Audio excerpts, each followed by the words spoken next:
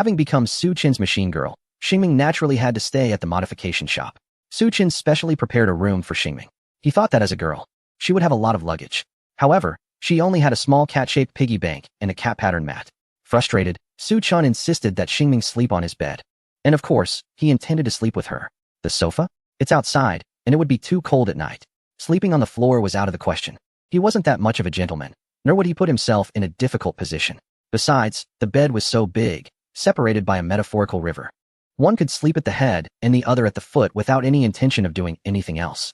Moreover, this was just a temporary arrangement. The next morning, Su Chin took Xingming to a large marketplace. Welcome to the Star God Shopping Mall. The Star God Shopping Mall is a large shopping center specifically serving drivers and machine girls. Here, you can almost find all the resources needed by drivers and machine girls. The prerequisite is that you must have money. Additionally, some rare resources are only available for trade. This was a very futuristic semi-spherical building, somewhat reminiscent of the Sydney Opera House. It was unclear what materials were used for the construction, despite the walls appearing like glass from all angles. They did not reflect the blinding sunlight like glass would. The light here was soft, and the temperature was just right. The logistics machine girl at the entrance had snow-white thighs. Su Chin stared curiously at her legs, not out of lewdness, but rather out of curiosity about how she could wear boots on such a hot day without feeling stuffy. Surely, machine girls wouldn't have athlete's foot, right? He hadn't noticed any odor from Xingming's feet. After presenting the machine girl driver's license, Su Chin led Xingming into the mall. Right in front of them was a new product display stand for machine girl nutrient liquids. There were various flavors like pearl milk tea, cherry blossom wine, and cappuccino, dazzling Su Chin and Xingming. Customer, would you like to try the new flavors? The brand new flavors might suit your machine girl and enhance the synchronization between you and her. A logistics machine girl in a maid outfit approached them with a sweet and charming smile, holding a can of nutrient liquid with a plum and bitter melon flavor. To be honest, when Su Chin saw this flavor, his vision momentarily darkened. The sourness of the plum was unbearable, and the bitterness of the bitter melon was undeniable. Sour and bitter? Are you kidding me? It's okay not to develop new flavors if they're going to be like this. Who would actually want to drink flavors like ginger, garlic, durian, or chili? The plum and bitter melon flavor was no different.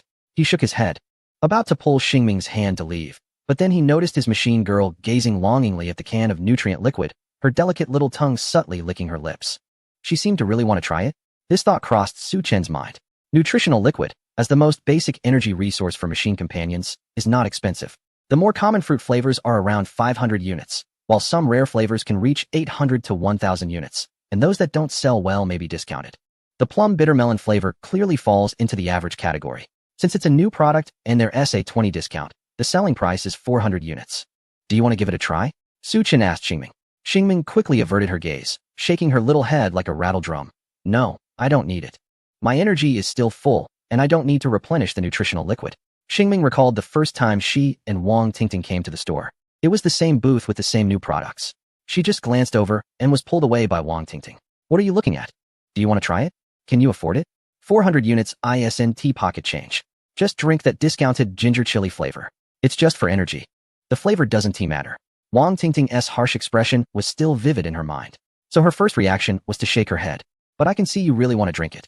Su Chin said to the logistics machine companion. Give me a bottle, and also a bottle of that cappuccino flavor.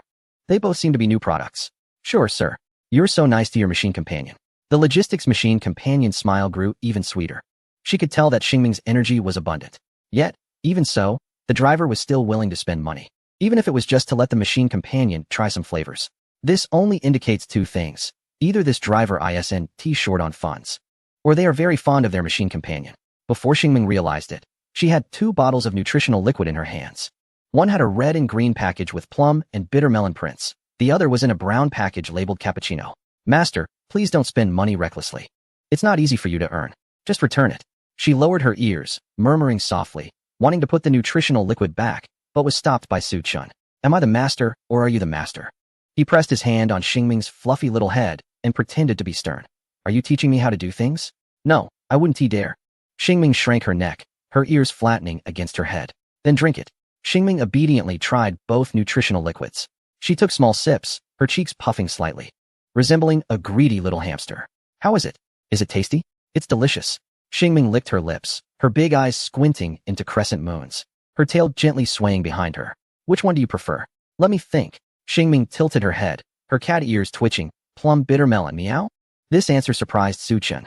Could it be that the plum bitter melon has some hidden charm? Why? Xingming paused, her big eyes seriously looking at Su Chun, just like meeting the master. She seemed not very good at expressing such sentiments. As soon as she finished speaking, a faint blush appeared on her face, and the tips of her ears turned a slight pink. What? Does that mean I'm both bitter and sour? Su Chun rolled his eyes. He only knew that plum bitter melon must be sour and astringent. Little did she know that it was sweet to the taste. A flavor of happiness for her. With a giggle, she offered no explanation. She gently tugged at Su Chen's sleeve, bouncing alongside him, humming a cheerful tune with an unclear meaning. The shopping plaza was quite large, with 6 floors, comparable to a certain place from her previous life. Car covers, core modifications, nutrient solutions, event tickets, and various gear were the main offerings here. Despite the temptations all around, Su Chun did not forget the 2 goals of this trip, the Starlight Holy Mark and modification materials. Suddenly, Xingming's steps halted in front of a store selling car covers and racing suits. She tugged at Su Chen's sleeve, blinking her big eyes, and said, "Master, can we go inside and take a look?" Su Chen glanced at the store, which seemed similar to clothing stores from his past life. Indeed, even though she was a fantasy being, she was still a girl, and girls always loved beauty. He nodded immediately. "Go ahead, we'll meet over there." He looked around and pointed to a statue in the center of the plaza. "We'll gather over there later." "Okay, meow." Su Chun watched Xingming enter the store while he headed toward the shop that sold Starlight Holy Marks. Inside the clothing store, many fantasy beings were selecting car covers with the accompaniment of their drivers. Car covers were akin to dresses for these beings, a type of reusable equipment. Without a car cover, their regeneration suit would be the same as the outfit they were born in, and under the influence of a modification core, it could change. For example, if the modification core added a black front lip, it might manifest as additional black fabric on the chest area of the dress when in that form. Xingming glanced at the display of car covers, but immediately turned to the showcase of racing suits without any hesitation. Racing suits were the professional uniforms worn by drivers during competitions, incorporating many advanced technologies such as heat insulation, warmth retention, one-click wear, and one-click removal. Some multifunctional racing suits from major brands even exceeded the price of the car covers. Standing in front of the racing suit display, her small hands brushed over each suit. The various styles dazzled her, but she was clear about her goal. In last night's competition, Su Chun had worn an old cycling suit, which was hardly a proper racing suit. She wanted to buy him a good one. It needed to be functional, fitted, and attractive. She murmured to herself, her ears twitching slightly. It shouldn't be too expensive. She couldn't afford it, but it also shouldn't be too cheap. Meow. She ran to a corner, smashing open her little cat piggy bank to count the coins inside. Some were savings she had accumulated while following her friend, while the majority came from the pocket money Su Chun had given her last night. 5,200 coins in total. The extra 200 coins were mostly the money her friend had given her for nutrient solutions, saved up by opting for a cheaper diluted version instead of the discounted odd-flavored nutrient solutions. With 5,200 units of currency, I should be able to buy a medium-quality racing suit. Xingming is wandering back and forth in front of the display case, carefully examining the labels and function descriptions of each racing suit. Occasionally, she nods or shakes her head gently, her tail swaying lightly with the rhythm of her thoughts. This suit has good thermal insulation, but it doesn't have a one-click wear and removal feature. This one looks really cool, but the price is too high. This one is pitch black. It doesn't quite match the master's temperament. Finally, a silver-white racing suit with blue patterns caught her attention. Xingming's eyes lit up as she took it down for a closer look. This one is quite suitable for the master, she murmured to herself while touching the fabric. It has medium thermal insulation, a one-click wear and removal feature, and a basic protective layer. Plus, it looks very stylish. It's the same color as Xingming's original racing outfit. She glanced at the price tag, 5,099 units of currency, which is almost all her savings. Having lived a frugal life, Xingming hesitated for a moment but quickly nodded firmly. "It's okay. The master treats me so well. This is the first time I can buy something for the master, so I must get the most suitable one." The machine girl has eyes as precise as a measuring instrument. Xingming effortlessly found the size that fits Su Chun best, then dashed to the checkout with the racing suit in her arms. "I want this racing suit. Let us check out." The cashier machine girl smiled and nodded. "You have a good eye. This item is in limited supply and is a bestseller here, totaling 5,099 units.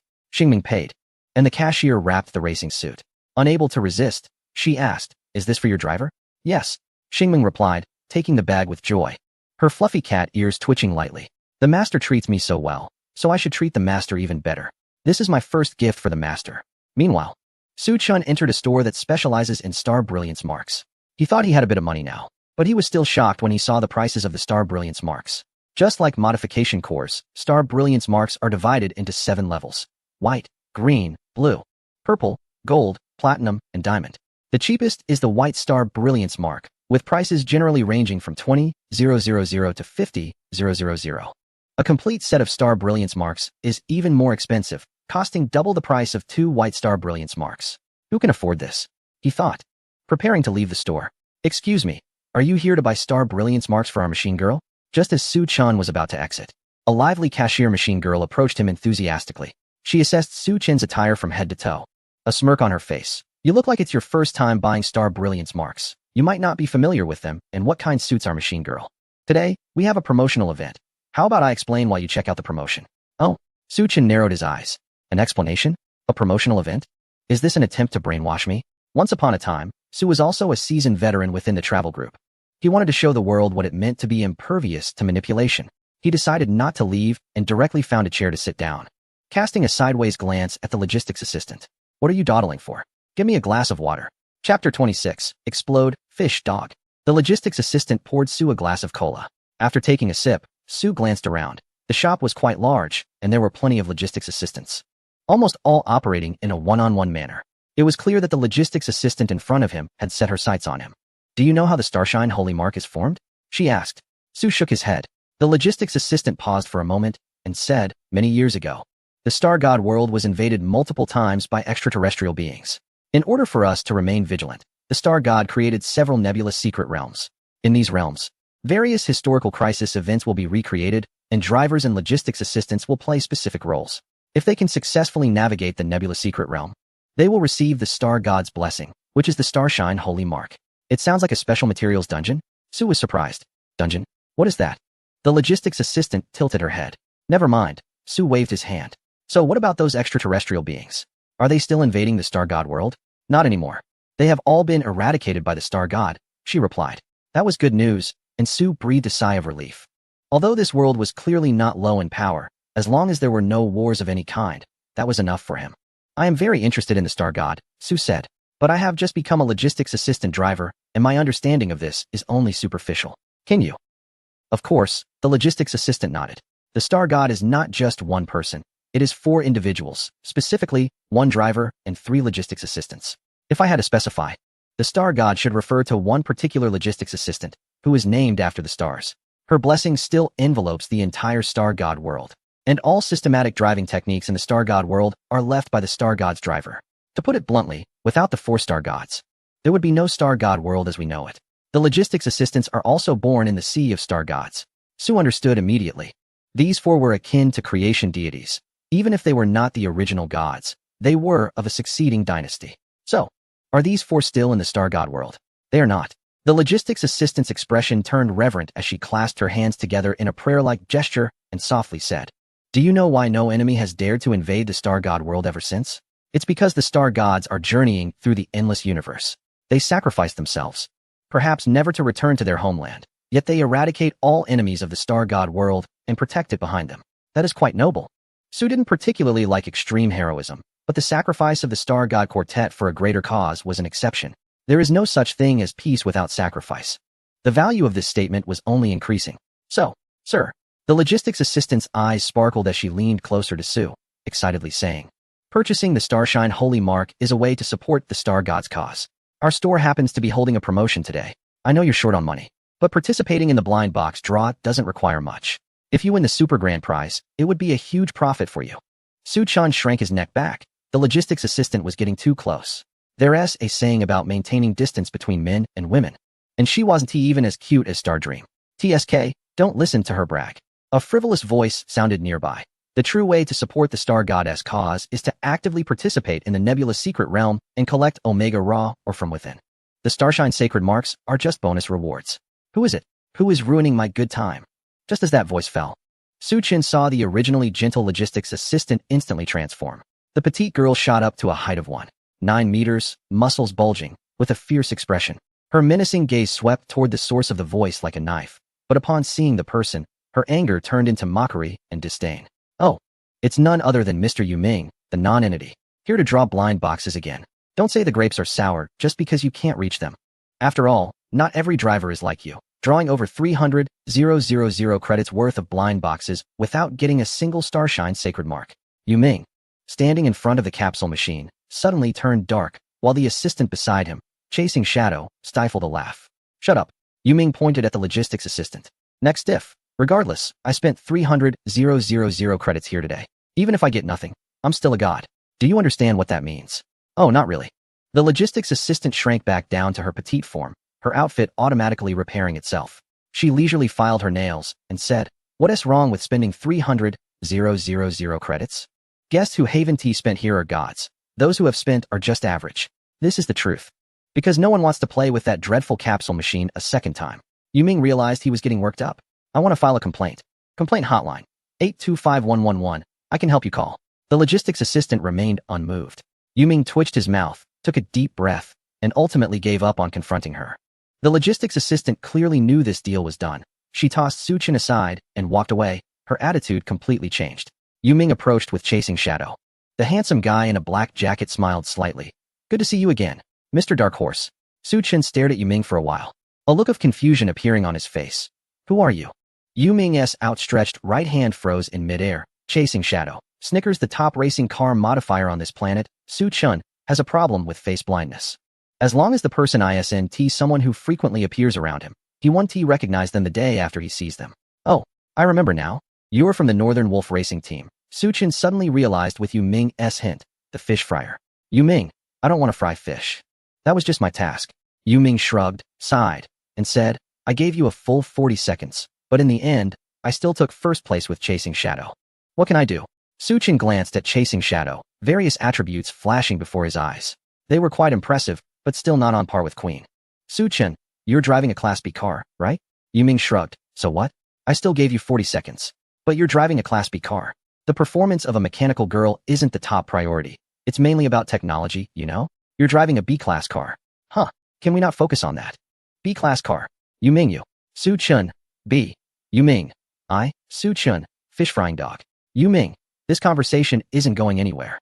He noticed that Suchun had decent skills and wanted to befriend him. Suchun should be a street racer. And he thought about inviting him to join the Northern Wolves in the future. He hoped that there would be some mutual respect among tech enthusiasts. But the conversation was completely stuck. After all, he's a professional racer and shouldn't hold grudges against street racers. Yuming took a deep breath and forced a smile. "Buddy, your mechanical girl must have leveled up to C-class, right? C-class has a holy mark slot. You must be here to buy a slot. I have a gotcha coin here. Let me give it to you." Suchin's eyes lit up at the sight of the gotcha coin. "What a nice guy. I just learned that a gotcha coin costs 2,000 credits. Why don't you draw it yourself?" he asked. Yuming handed the gotcha coin to Suchun with a bitter smile. "I've already spent 300,000 credits, and I'm afraid of drawing another. Thank you for participating. Let's end it here. It's yours." Suchun took the gotcha coin and looked at Yuming. "If I draw something good, you won't ask for it back, right?" "Of course not, don't worry." Yuming chuckled softly and replied nonchalantly. "No matter what, I'm still a member of the Northern Wolves T2. I have my pride. Besides, what I give you is yours. No one can say otherwise. Moreover, this gotcha event is a scam. I don't think you'll get anything good." "That's fine." Suchin nodded. He turned and walked toward the gotcha machine. The gotcha machine had a total of 10 slots, corresponding to 10 coin slots. Each slot contained 30 gotcha balls, which undoubtedly increased the difficulty of drawing, as it was unclear where the prizes were located. However, just as he activated the Eye of God to check the shadow chasing attribute, Suchin saw blurry text floating above each slot of the gotcha machine. Initially, he thought it was something like flies buzzing around, but upon closer inspection, he realized it displayed the prize status for each slot. In other words, he could clearly see which slots had prizes and which did not. Suchin blinked and smirked. Interesting. Chapter 27. Emperor Engine. Suchun initially thought the Eye of God could only reveal the performance of the mechanical girls. Now he understood that it could also see through illusions. But here's the question. If seeing through clothes is also a form of illusion, why doesn't it work on Shuebai? Could it be that this world also has the power of the Divine River? Suchun steadied himself and walked past the 10 gotcha machine slots, finally stopping in front of the second-to-last slot. Yuming wasn't wrong when he said this gotcha event was a scam. Among the 10 slots, only one contained the Starshine Holy Mark reward.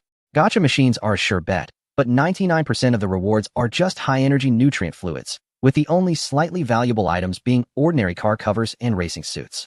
However, this store doesn't skimp on rewards. Suchin looked up at the banner above the gotcha machine. Anniversary Mega Sale, 20 off for the first 10 gotcha coins, with a chance to win the ultimate Purple Star Brilliance reward. Let luck shine upon you. Right in front of him, within the warehouse, was a piece of Purple Star Brilliance, which was the ultimate gimmick of this promotional event. At that moment, there were still drivers drawing blind boxes in front of the warehouse, and each time a blind box was drawn, a funnel-shaped machine above the warehouse would replenish one. This meant that the probability of drawing the purple star brilliance was always 1 in 300. Isn't this a scam? There's not even a safety net. Suchin stood in front of the warehouse and observed for a while. The gacha machine was somewhat similar to a claw machine. After inserting coins, one could control the mechanical claw to grab the blind boxes. Fortunately, the store hadn't gone completely mad, as from what he could see. If the mechanical claw grabbed something, it wouldn't suddenly release it when lifting. Right now, the purple brilliance was positioned beneath other boxes. To get it, he would have to clear the boxes above it first. Having a rough idea, Su Chun inserted coins and began to operate the machine. Not far away, Yu Ming let out a sigh of relief. Finally released the evil. I'm never coming back to this store for blind boxes again. It's such a scam. Chasing Shadow clicked her tongue.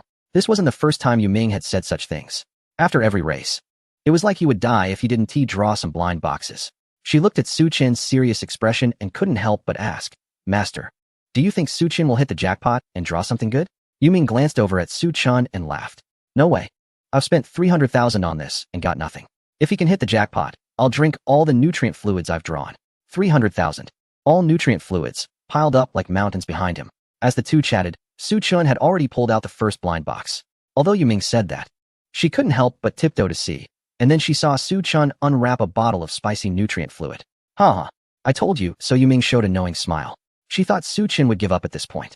After all, judging by Suchin's outfit, he didn't look like a wealthy person, and being a new racer, those with money usually save it to buy upgrade cores instead of spending recklessly.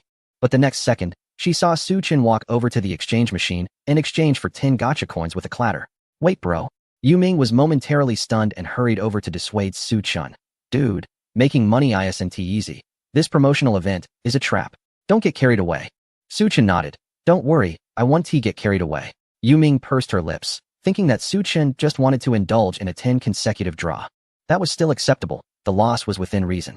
Suchin returned to the second warehouse and calmly drew another 10 times. Without a doubt, it was all nutrient fluids. At the same time, he noticed a problem.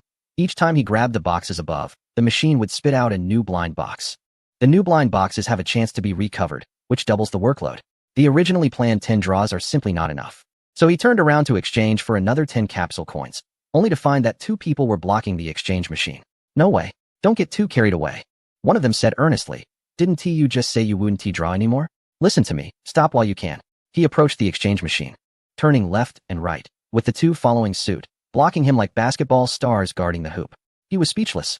This person means well, but why are they so nosy? Stop it. The other person exclaimed, Don't be so stubborn. Just then, a staff member appeared with a basket full of capsule coins. Thank you. We appreciate your service quality, he said, giving a thumbs up and exchanging for 20 coins. The staff member's smile widened. Performance. It's all about performance.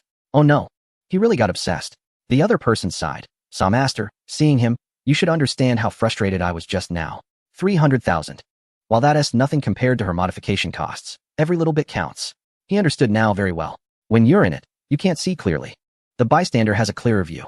From the perspective of the other, he was already getting angry. He quickly drew, and with 20 coins spent, the purple relic blind box finally surfaced. The newly stocked blind box also appeared beside it. This meant that with the last draw, he could obtain the purple relic. He glanced at the staff member, who immediately understood and came over with the basket. Bro, are you still drawing? The other person was genuinely angry, grabbing his hand reaching for money. He had also come from being a rookie driver. Despite seeming wealthy now, he had endured tough times before. He knew every penny in the initial stage was crucial, and wasting it on blind boxes was unwise. Think about your own staff member. Think about your future. This money could elevate your staff member to the next level. He didn't know why the other staff member wasn't around, but he still tilted his head toward the door. Your staff member is still waiting for you. Hey, if you keep this up, I'll have to kick you out. The staff member said with her hands on her hips, fuming. Mr. Yu Ming, your actions are obstructing our work. I'll have to call the enforcement team. Whether to spend is their freedom. What if they win the big prize? She added, aren't you cutting off their source of income? Yu Ming laughed in anger. You know very well whether they can win your big prize. I've already spent 300,000. That is your bad luck. The staff member replied. He looked between the staff member and Yu Ming. In fact, everyone was fine. It was just a matter of differing perspectives. Yu Ming felt his money was wasted, while the staff member thought his gambling mentality was well-deserved. However, I'll take one last shot. Su Chen smiled gently and said to Yu Ming and the logistics assistant. What if I hit the jackpot on the last try? Yuming chuckled wryly. Brother, well, do as you wish. Exactly. The logistics assistant clapped her hands repeatedly, flattering him. Sir, you look like the lucky type. Is that so? Suchin smirked. If I win the jackpot, you want to deduct my salary, right? The logistics assistant's face stiffened for a moment. Then she shook her head. How could that be? That's your luck. It has nothing to do with me. All right. Suchin nodded and dropped the capsule coin in. The mechanical arm, under his control, accurately grasped the blind box containing the purple stigma. The metal claw did not intentionally open. Clunk. The blind box fell into the hole. Suchun bent down to pick it up and then opened it in front of the logistics assistant and Yuming. Inside, a platinum paper wrapped a box, which looked about the same size as a nutrient solution box. When he opened the box, a hazy purple light immediately caught his eye. There lay a metal piece resembling a computer memory stick, wrapped in a purple crystal shell, quietly resting at the center of the box. Starshine Stigma. Emperor Engine Purple Crystal. This information flashed in Su Chen's retina. Chapter 28. Capsule Ban. The purple glow almost spread throughout the entire hall. Everyone's gaze involuntarily turned towards him. Wow. Oh my gosh. Yuming's eyes widened, pointing at the stigma in Su Chen's hand, stuttering. Dude, what are you doing with that potion? Are you trying to scare me to death? Beside him, the shadow chaser looked equally dumbfounded. The logistics assistant was frozen. As if petrified. Someone hit the jackpot. Someone shouted. All the drivers and assistants in the store rushed over. Everyone stared at the purple stigma in Su Chen's hand with shining eyes, followed quickly by envy and jealousy. I spent 70 or 80,000 and didn't win. How did he get it? Someone was going crazy. Oh, I can't take it. Why wasn't it me who won? Someone wailed. Brother, are you selling that purple stigma? I'm open to negotiation. Someone had already set their sights on the stigma, approaching Suchun. You want to buy? Suchun raised an eyebrow. He knew that with the help of the divine eye, he could win every time. If this purple stigma could fetch a good price, he could use the money to draw again. Plus, he estimated he could save quite a bit from modifications to his star dream.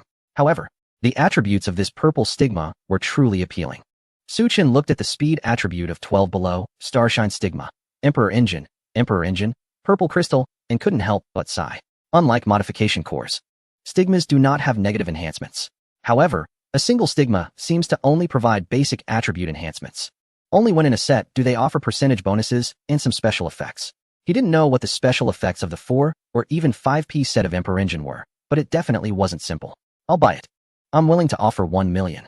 Seeing that Su Chen seemed to want to sell, the person immediately brightened up. Su Chen's eyes lit up. 1 million. That was a huge amount. However, the price was definitely not just that.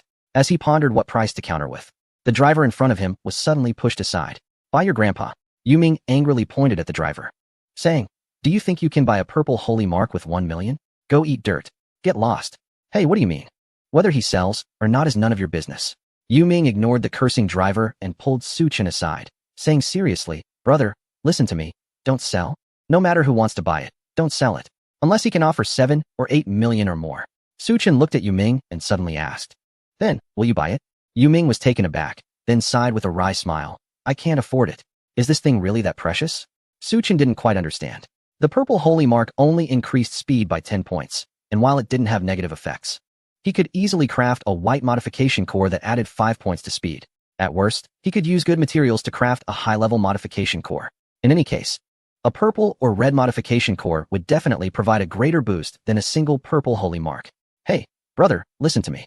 A single purple holy mark might not seem impressive, but once you have a full set, it becomes powerful. Yuming pointed at the people around them and said, do you know why a small city like Binzhou's Hulage is so popular? Many people come for this holy mark.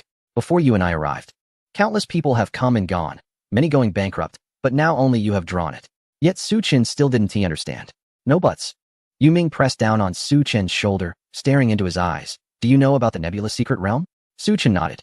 The logistics AI had already briefed him about the material dungeons. Yuming continued.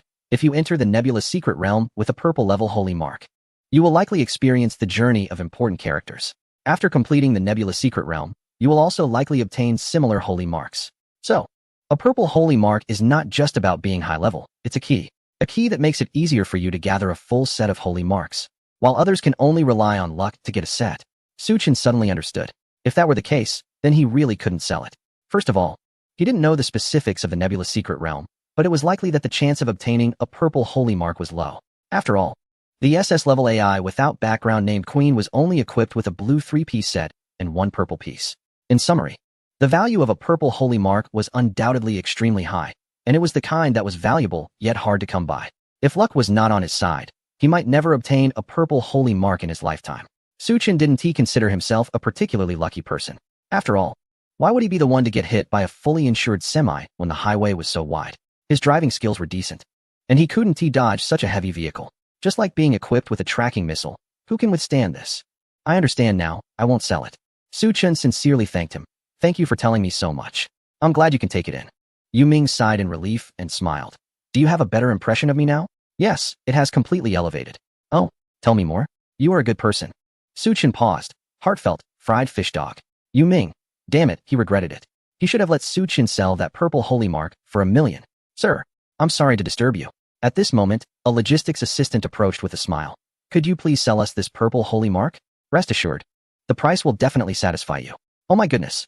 The logistics assistant was on the verge of collapsing. This purple holy mark is the owner's treasure. Brought out just for show, never thought anyone would actually get it. Suchin pondered for a moment and asked seriously. Then, if I don't sell, will your salary be deducted? It will. The smile on the logistics assistant's face became even more forced, hands clasped together. Please give me a chance. Suchin squinted and smiled. Hee, then I won't sell. Logistics assistant, are you sure? She clenched her fists, gritting her teeth, glaring at him. Suchin took a half step back, holding the purple holy mark close to him. What does this logistics assistant want to do? Is she going to attack? Thinking about the assistant's strange strength, Suchin's heart raced, but he remained firm. I'm sure. Good. Very good. The logistics assistant took several deep breaths. Suddenly pulled out a tablet from her skirt, took a picture of Suchin, and then started operating on the tablet. Suchin was puzzled. What are you doing? What am I doing? Hee. The logistics assistant smirked, pointing at Suchin. You're finished. She lifted her chin, looking down on him as if a queen declaring the execution date of a prisoner. I have already added you to the blacklist of all claw machine games nationwide. From today on, you will never be able to play claw machines again. Humph, ha, suffer, wail, tremble. Suchin, a blessing in disguise.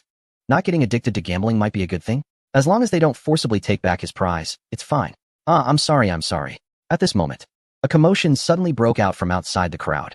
A soft female voice was panicking and apologizing. Suchin frowned. This seems to be Xingming's voice. Chapter 29. Main feature of fried fish. Suchin looked in the direction of the voice. Outside the shop, Xingming was timidly apologizing to a boy dressed in racing gear. Her fluffy cat ears nervously pressed against her head, and her tail anxiously tucked between her legs. Standing beside the boy was a cold-faced assistant. And both of their expressions were not pleasant. Do you not have eyes? Can't you watch where you're going? The boy's tone was extremely harsh, looking down at Xingming from a height. Xingming opened her mouth to explain something, but the words got stuck in her throat. Her cat ears drooped in distress, and her bright blue eyes stared at the tips of her shoes as she softly repeated, I'm sorry. She carefully presented a brand new white box with both hands. A faint blue glow peeked through the seams of the box. It was obvious what was inside, the starry sacred mark of blue quality. Humph. The young man snatched the box away, sneering, at least you know your place. If it weren't for the fact that the starry sacred mark can't be broken, you would be waiting to pay for everything you own. But looking at the performance of your mech girl, it's clear it's quite poor. I bet your driver is a pauper and can't afford to pay a dime. After saying this, the young man took the mech girl and left without doing anything further. Suchin frowned as he squeezed through the crowd and quickly walked to Xingming's side. What happened just now? Master. The moment she saw Suchin, the grievance on Xingming's face was instantly replaced by a beaming smile. Her cat ears perked up excitedly, and her tail wagged joyfully. She then held out the racing suit she had tightly embraced in her arms, her eyes sparkling with anticipation. Master, I waited at the statue for a long time. And when I couldn't wait any longer, I came to find you. Look, this is the racing suit I specially picked for you. Isn't it nice? It's the same style and color as my racing outfit. Her voice carried a hint of coaxing, like a little cat seeking praise. So you want to buy me a racing suit? Suchin said in surprise. He had always thought Xingming was picking out a racing outfit for herself. The racing suit was really beautiful. The fabric felt different from the cycling suit he was wearing, clearly not a cheap item. He estimated she must have spent a good $5,000 on it. I really like the racing suit.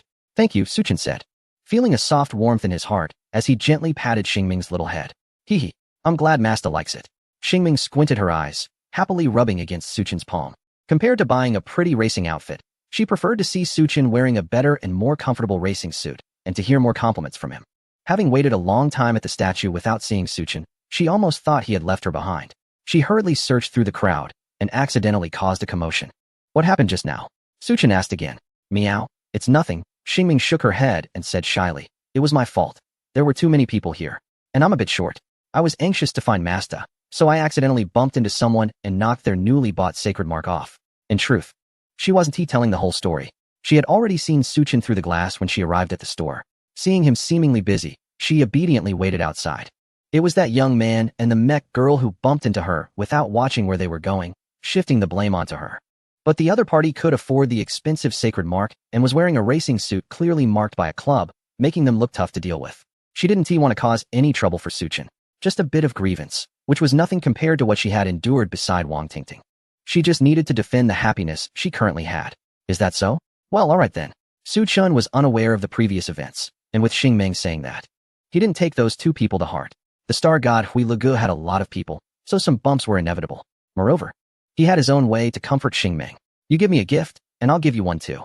Suchun smiled mysteriously, with his hands behind his back. "Meow? Can I also have a gift?" Xingming's eyes clearly lit up, her little cat tail wagging nonstop.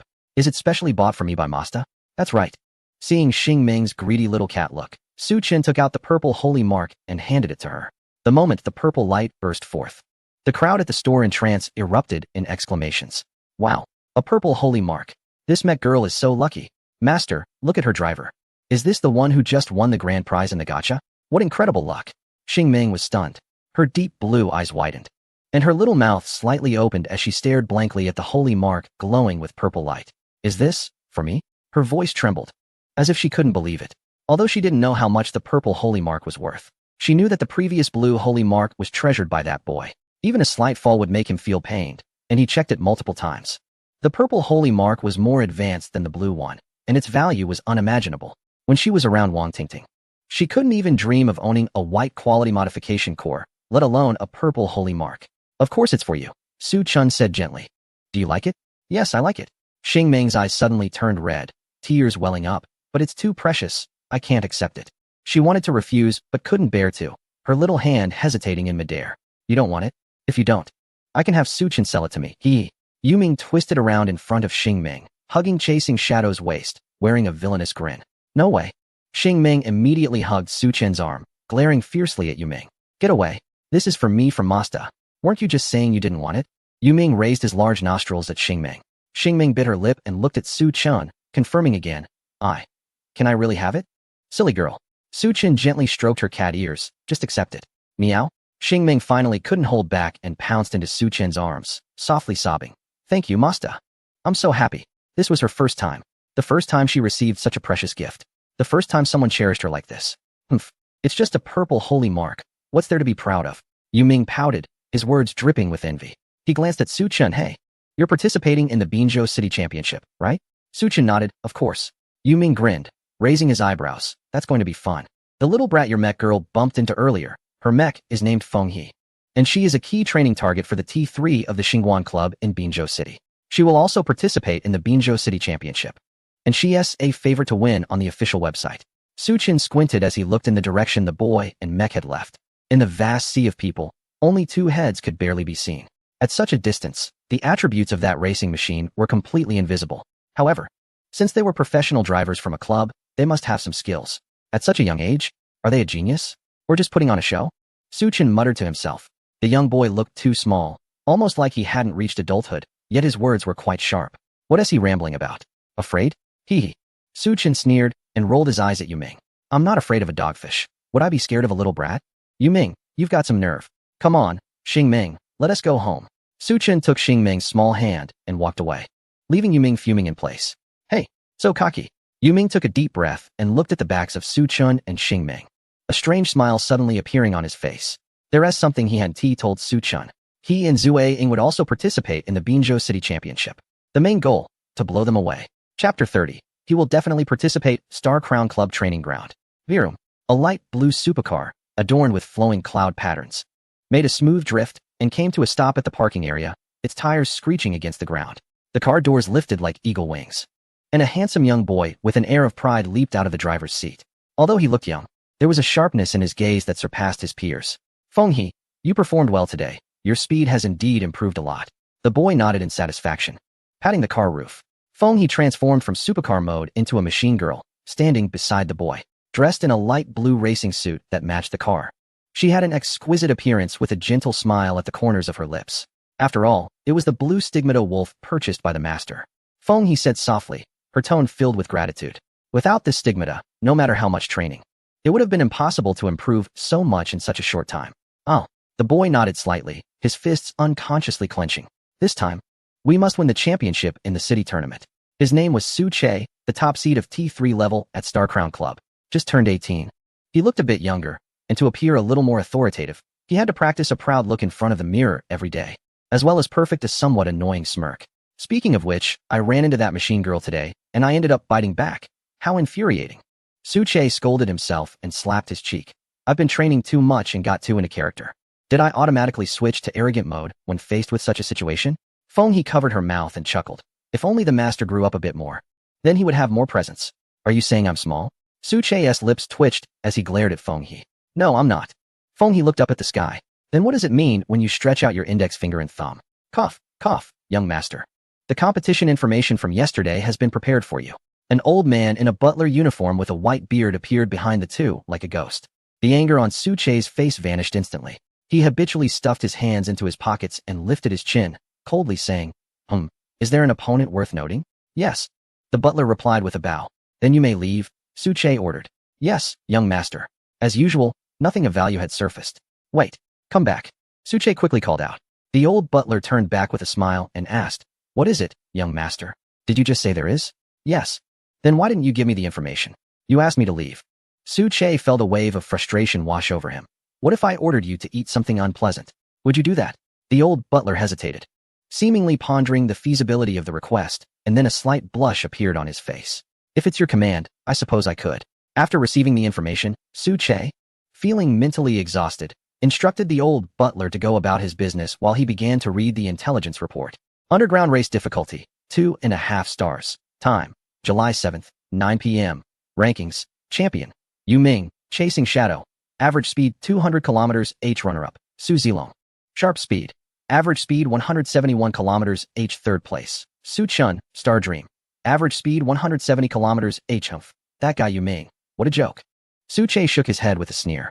A professional racer from the Northern Wolf Racing team participating in such a small competition is quite embarrassing. Even if he is holding back, he certainly wouldn't do something like that.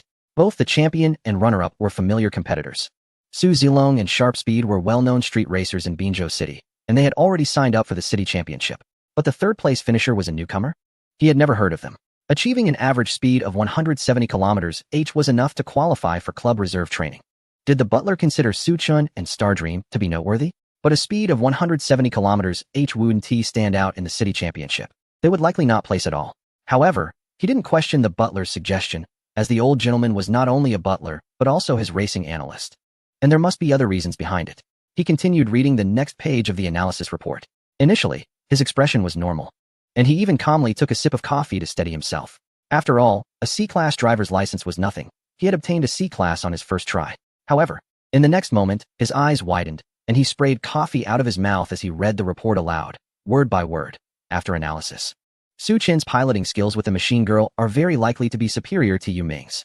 Based on the race footage of his machine girl, Star Dream, competing against Chasing Shadow, it can be assessed that his driving skills are around AS level. How is that possible? Su Che slammed the analysis report down onto the table. Suddenly, he turned to Feng He and said, slap me. Without a word, Feng He raised his hand and gave him a light slap, more like a caress than a hit. The sound was indeed loud. Su Che covered his face, feeling defeated, and lamented, can you believe this? This is a rookie driver with no racing record at all. The results came in, and the old man rated his driving skills as S level. Seriously, he must have been practicing since he was in the womb. Master, stay calm. Feng He patted Su Che on the shoulder. Right, stay calm. I'm going to be a world-class driver. Su Che took a deep breath and continued to review the materials. He soon discovered that while the butler had a high opinion of Su Chun, the evaluation of Su Chen's machine was quite mediocre. Indeed, it was a D-level vehicle. Even if it was modified to C-level after the race, it would likely still be among the bottom of C-level vehicles. Su Che sighed with relief. If Su Chun had a machine of the same level as Feng He's, he would truly be at a loss. Thankfully, this is no longer the last century where technical skills dominated the racetrack. He put down the materials, a smirk forming at the corners of his mouth. Humph. Machines have their limits. No matter how good the driver's skills are, they cannot surpass the inherent limits of the machine. Su Chen's driving skills are strong, but they won't be a stumbling block for him to win the championship at the Binzhou City Championship. Perhaps he could recruit Suchin to his team? Suche pondered while stroking his chin. As the chief of Xingguan T3, he would eventually have to form his own team. Without a team, relying solely on himself, he would never be able to defeat that man. The man who had overshadowed him like a dark cloud since birth. Northern Wolf Club. Outside the floor-to-ceiling windows of the office, the night view of Case City by the river was brilliantly lit. The interior was simply decorated, yet exuded a sense of technology. One wall was adorned with various trophies and photos from competitions, chronicling the club's glorious history, while the opposite wall featured a massive screen playing race footage in real time. The faint aroma of coffee filled the air, and several computers were running complex data analysis software. Behind a desk cluttered with files and miscellaneous items, a figure could be vaguely seen. Boss, guess what? I discovered a very interesting new driver in Binzhou City with Chasing Shadow. Yuming entered with Chasing Shadow. His usual aloof demeanor completely gone, replaced by excitement. Huh. The woman behind the cluttered desk looked up, her light golden hair cascading down her cheeks, revealing a pair of dark-circled phoenix eyes. Interesting. Tell me more. Boss, you stayed up late again? After the city championship, it's the 100 Cities King of Racing. You can't keep doing this. All right. The woman took a deep drag from a cigarette butt on the desk and said lazily, even if I don't stay up late, I still look like this. Didn't you say you found an interesting driver? Tell me what happened. Su Chun, a rookie driver with no competition record. Yu Ming said this with a hint of disbelief in his own voice. I feel like his racing skills might even surpass mine. Oh, and then Li Yini calmly took a sip of her coffee. And then Yu Ming's eyes widened. Isn't that shocking enough? It's okay. Li Yini nodded, then shook her head. Mainly, your skills are just average. Yu Ming rolled his eyes in frustration. After a moment of silence, he finally chuckled bitterly. Boss, I think this might be our hope. Li Pingzhi's dog was taken away by T2, and we happen to be short a person. If we don't achieve satisfactory results in this provincial competition, we will have to face the club's dissolution agreement. Su Chun, although just a rookie driver, I sense an unusual aura about him. The key is, Yu Ming paused, the key is that he is particularly lucky. All right, I understand. Li Yini waved her hand nonchalantly, saying that no matter what, they had to wait until after the city championship to discuss it. Otherwise, no matter how impressive he is, the manager won't think highly of him, unless he can achieve outstanding results in the city championship. Will he participate in the city championship? Yes. Yu Ming nodded. I confirmed with him. And he clearly said he would definitely participate. Li Yini shrugged. Then let's wait until after the city championship to talk about it. Hearing this, Yu Ming's face lit up. Then I'll take that as your early agreement for Su Chin to join the team. Chasing Shadow. Let's go. Time for training. The office door slammed shut. Li Yini turned to look out the window, slowly rubbing her temples. The office returned to silence, leaving only the sound of her smoking alone. Hope. A light sigh drifted in the air. Chapter 31. Third modification. Xingming. Go lie down on the jack. I'm getting ready to start the modification. Okay, meow. Xingming obediently lay down at one corner of the jack, raising her little backside, and turning back to call out to the busy Su Chun at the workbench. Master, I'm all set. Su Chun instinctively turned to take a look, and suddenly everything went dark in front of him. Who told you to just lie down? You need to transform into racing car form. Oh, sorry. Xingming chuckled awkwardly and quickly transformed into racing car form. This is better. Lying there in mech form is quite embarrassing. If it weren't for trusting that Su Chin wouldn't do anything strange to her, she definitely wouldn't be lying like that. Su Chin stood at the workbench, looking serious. At this moment, he was surrounded by various parts. Some of these parts were for pre-modification cubes, while others were junk salvaged from a scrapyard. The so-called modification cube is the basic module of the modification core, and only true modifiers can shape the modification cube into a modification core. For example, merging the basic tire module and the basic engine module has a chance to produce a modification core that enhances horsepower and grip. They can also merge the same type of basic modules to upgrade them to higher-level basic modules. For example, merging 3 white tire basic modules into 1 green tire basic module. But this kind of merging isn't 100% successful. In short, the situation of true modifiers creating modification cores is quite similar to alchemy in fantasy novels. Combining a certain Type 1 basic module and a certain Type 2 basic module can yield a certain Type 3 modification core, with a chance of failure. To create higher quality modification cores, high-quality basic modules are needed. The basic white modification modules are produced by specialized factories and are expensive consumables. Of course, these basic modules are only useful for modifiers. Ordinary drivers and machine girls cannot be activated, making them quite meaningless to hold. When Su Chin first learned about this situation, he was equally baffled. It's as if the tuners in this world don't even understand the basic structure of an engine. They don't know what an intake system, exhaust system, or camshaft system is. They only know that those things are engines, and that's it. Their role is to perform simple, foolproof concoction and assembly operations, and the masters in this industry are those who can produce high-quality tuning cores with a high success rate. Can a group of tuners who don't know what they are doing really modify a racing car? They don't even know what modifications a racing car needs or what is suitable for it. This kind of modification approach is no different from going into a restaurant and eating pre-made dishes. The attributes given to machine girls are random and not specifically tailored to that particular machine girl. They are just roughly suitable. But can the racing modification industry allow for such vague concepts to exist? No. Racing modification is an art that requires precision down to the nanometer, a truth that has been tested countless times with near-zero error. The modification philosophy in this world is a complete desecration of the very concept of tuning. It's time to showcase true skill. Su-chan's eyes sparkled as he spread his fingers over the engine modification cube he bought for 15,000. In an instant, he activated it. One of the abilities of the Divine Hand is to expand basic modules into unprocessed original components. Boom. Immediately, a massive engine was horizontally placed on the workbench amidst twinkling starlight. Fortunately, the workbench was sturdy enough to prevent any collapse. It's unclear whether all the old engines in the junkyard were used to create basic modules. In any case, Su-chan couldn't find an engine in the junkyard, so he had to spend a lot of money to buy a basic module. The engine before him was made of high-strength aluminum alloy, with a matte silver-gray surface that resembled the texture of a high-end camera body. The entire cylinder block presented a long rectangular profile, with clean and strong lines. There were no unnecessary decorative protrusions. Every design element served a functional purpose. The appearance of this engine also had a strong sense of German craftsmanship. The 6 combustion chambers on the cylinder head were lined up in a row, resembling 6 precisely arranged circular grooves. Each combustion chamber was surrounded by meticulously processed intake and exhaust passages, smooth as a mirror. As Su-chan stared at this engine, he found it increasingly familiar and quickly realized, slapping his head. Isn't this the BMW S50 4B32 engine? A 3.2-liter inline 6-cylinder naturally aspirated engine with 340 horsepower.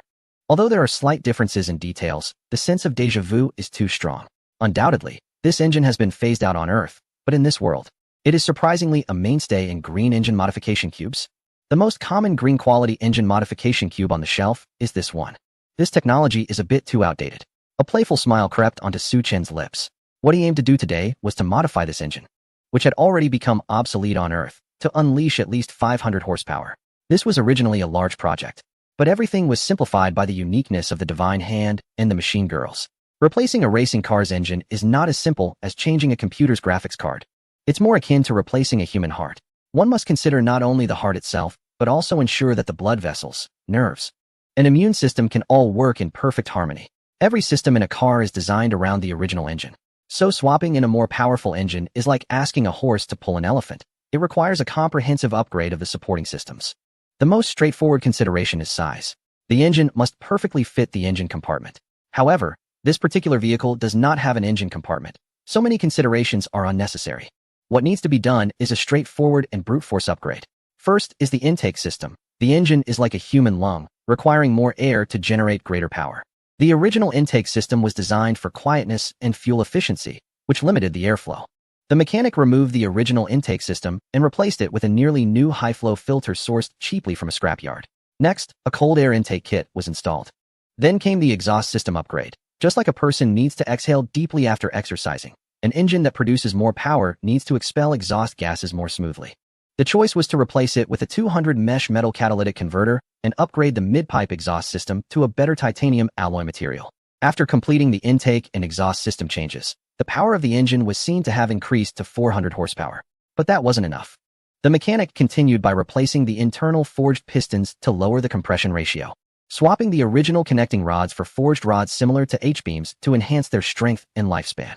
The original valve springs were replaced with a dual spring set similar to those made by a renowned German brand, allowing for higher engine RPMs. At this point, the engine's horsepower had reached 420. In the midst of this, a character named Xingming waited impatiently for the mechanic to arrive for the modifications. Looking into the rearview mirror, she saw the mechanic at the workbench, gesturing animatedly with his hands, surrounded by a flurry of mechanical parts that fluttered like butterflies, assembling into a massive mechanical creation amid glimmers of starlight. Occasionally, eerie laughter echoed around. Great, I must be hallucinating. Xingming shook her head. Masta has turned into an octopus. Ha ha. Before long, exaggerated laughter erupted from the workbench. The mechanic stood with hands on his hips, admiring his masterpiece. The originally exquisite engine had grown larger. The cover removed to reveal all the mechanical components, now appearing even more rugged and powerful. This was due to the addition of a camshaft system and a mechanical supercharger kit. After all, this was a naturally aspirated engine, and a mechanical supercharger could maintain a more linear output compared to a turbocharger. Moreover, this engine didn't require turbocharging, as it would be counterproductive. However, after all these modifications, he had practically exhausted his savings on the junk he scavenged from the scrapyard. Master, what is this big guy? It looks amazing. Xingming couldn't understand this massive engine, but she could feel that it was shimmering, as if glowing. This is the modified engine I made for you, and I'll install it on you in a moment. Su Chen stared at the newly modified engine, activating his divine eye, and a stream of information appeared. Ultimate Standard Engine, green, modified. Power, 510 HP speed. 69 explosion. 47 other attributes, slightly reduced condition, perfect evaluation, an extraordinary masterpiece that, when combined with other basic modules, is minimally affected by another basic module, while significantly increasing the success rate of core modification synthesis. As expected of me. Su Chen felt pleased. With the golden fingers stating his modified engine was an extraordinary masterpiece, there was nothing more to say. He used his divine hand to revert the engine back to a basic module. The originally light green basic module now appeared a deeper shade of green, nearing blue. Come on, Xingming, let us get this thing installed. Su Chen held the engine basic module and moved to the front of Xingming, first touching the headlights, then the front hood, but after a while, he couldn't find the hood release switch.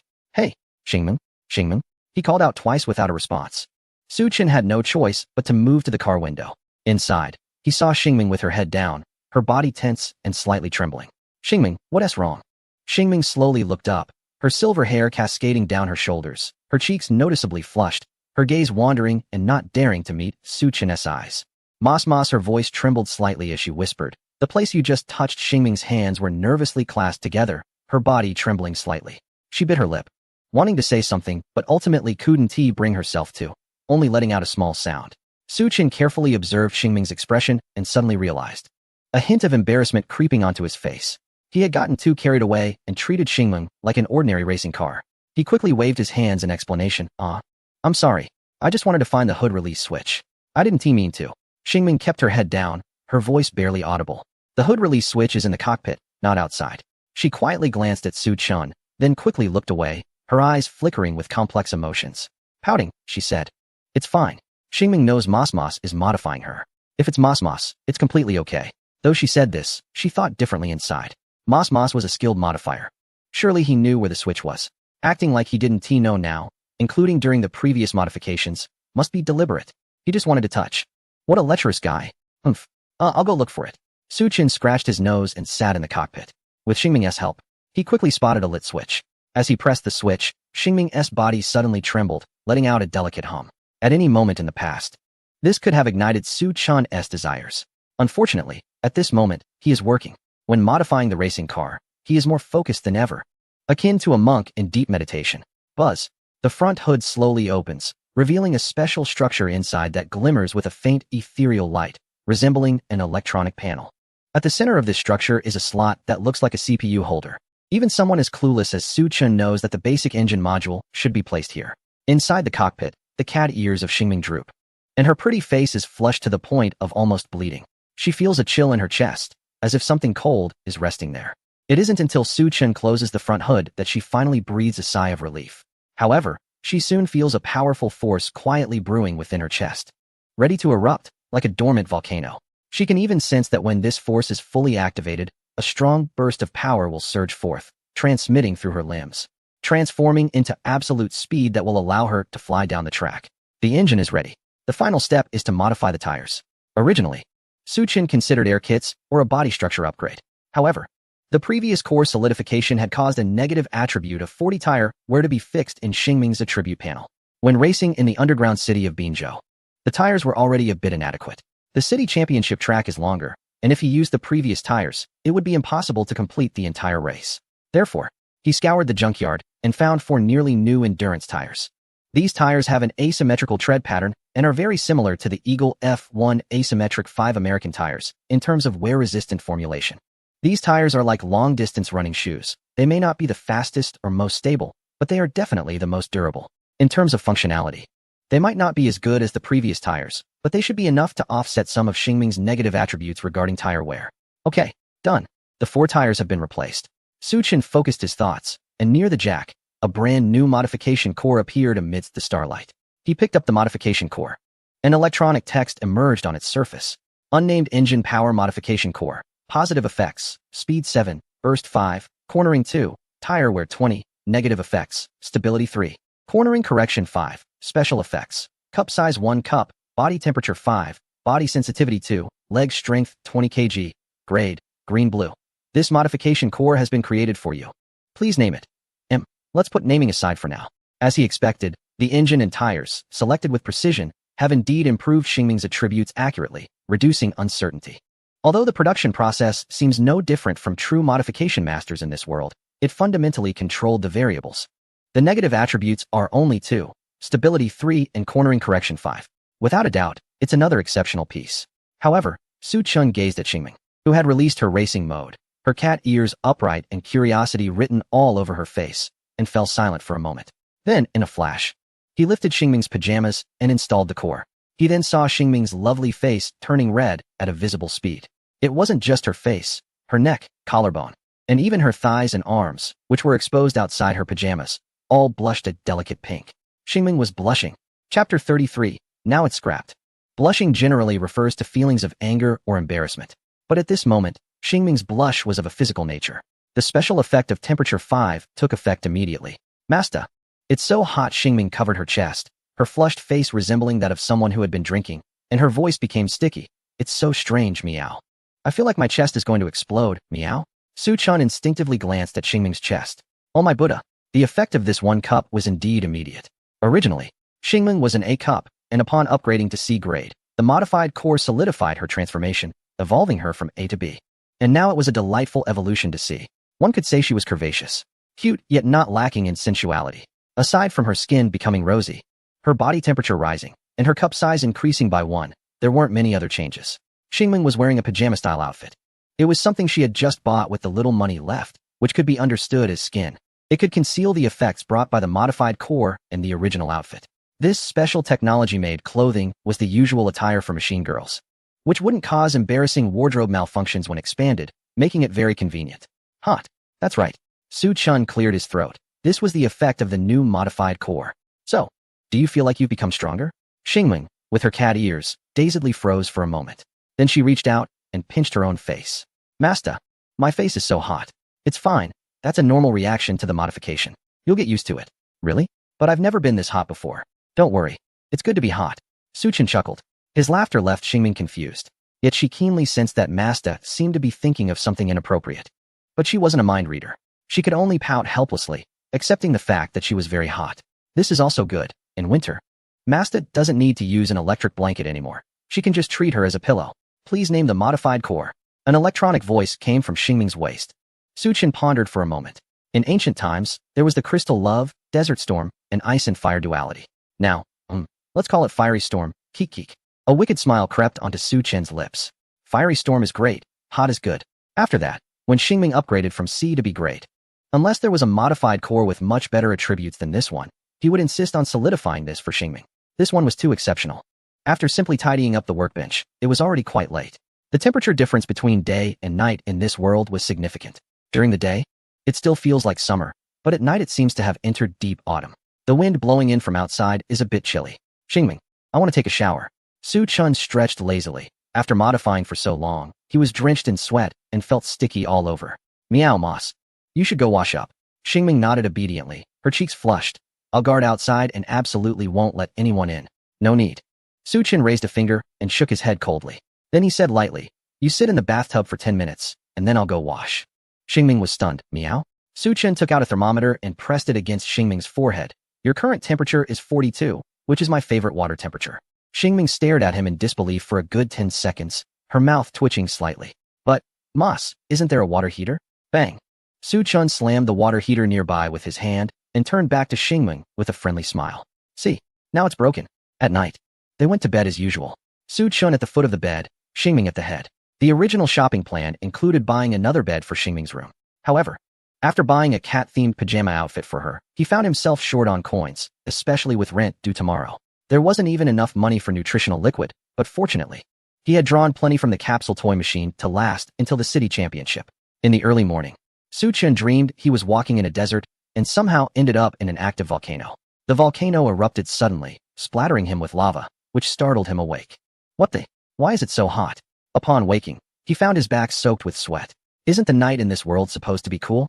Recently, he had been using 2 blankets to feel warm enough. But what was going on tonight? Did he forget to turn off the electric blanket? Wait, he didn't even have an electric blanket. It was Xingming who warmed the bed for him. Right, Xingming? Suddenly realizing something on his stomach, he lifted the blanket to check. To his surprise, Xingming had crossed the line without him noticing, with one of her legs draped across his stomach. That perfectly proportioned leg was radiating an incredible amount of heat, with her foot positioned right at his chest. It was those fair and delicate little feet that made him feel like he was in an active volcano. Hiss. Su-chun frowned, feeling no hint of desire. At any other time, he would have taken a moment to appreciate those feet, especially since they were offered by Xingming herself. But now all he felt was heat. It was suffocating. Overheated and sleepy, he had no choice but to shift Xingming's leg aside and lift the blanket to let in some cool air. However, 2 hours later, he was awakened again by the heat. This time it was even worse. Although Xingming hadn't invaded his blanket, she was lying directly on him, her entire petite body pressing down, and the heat was even more overwhelming.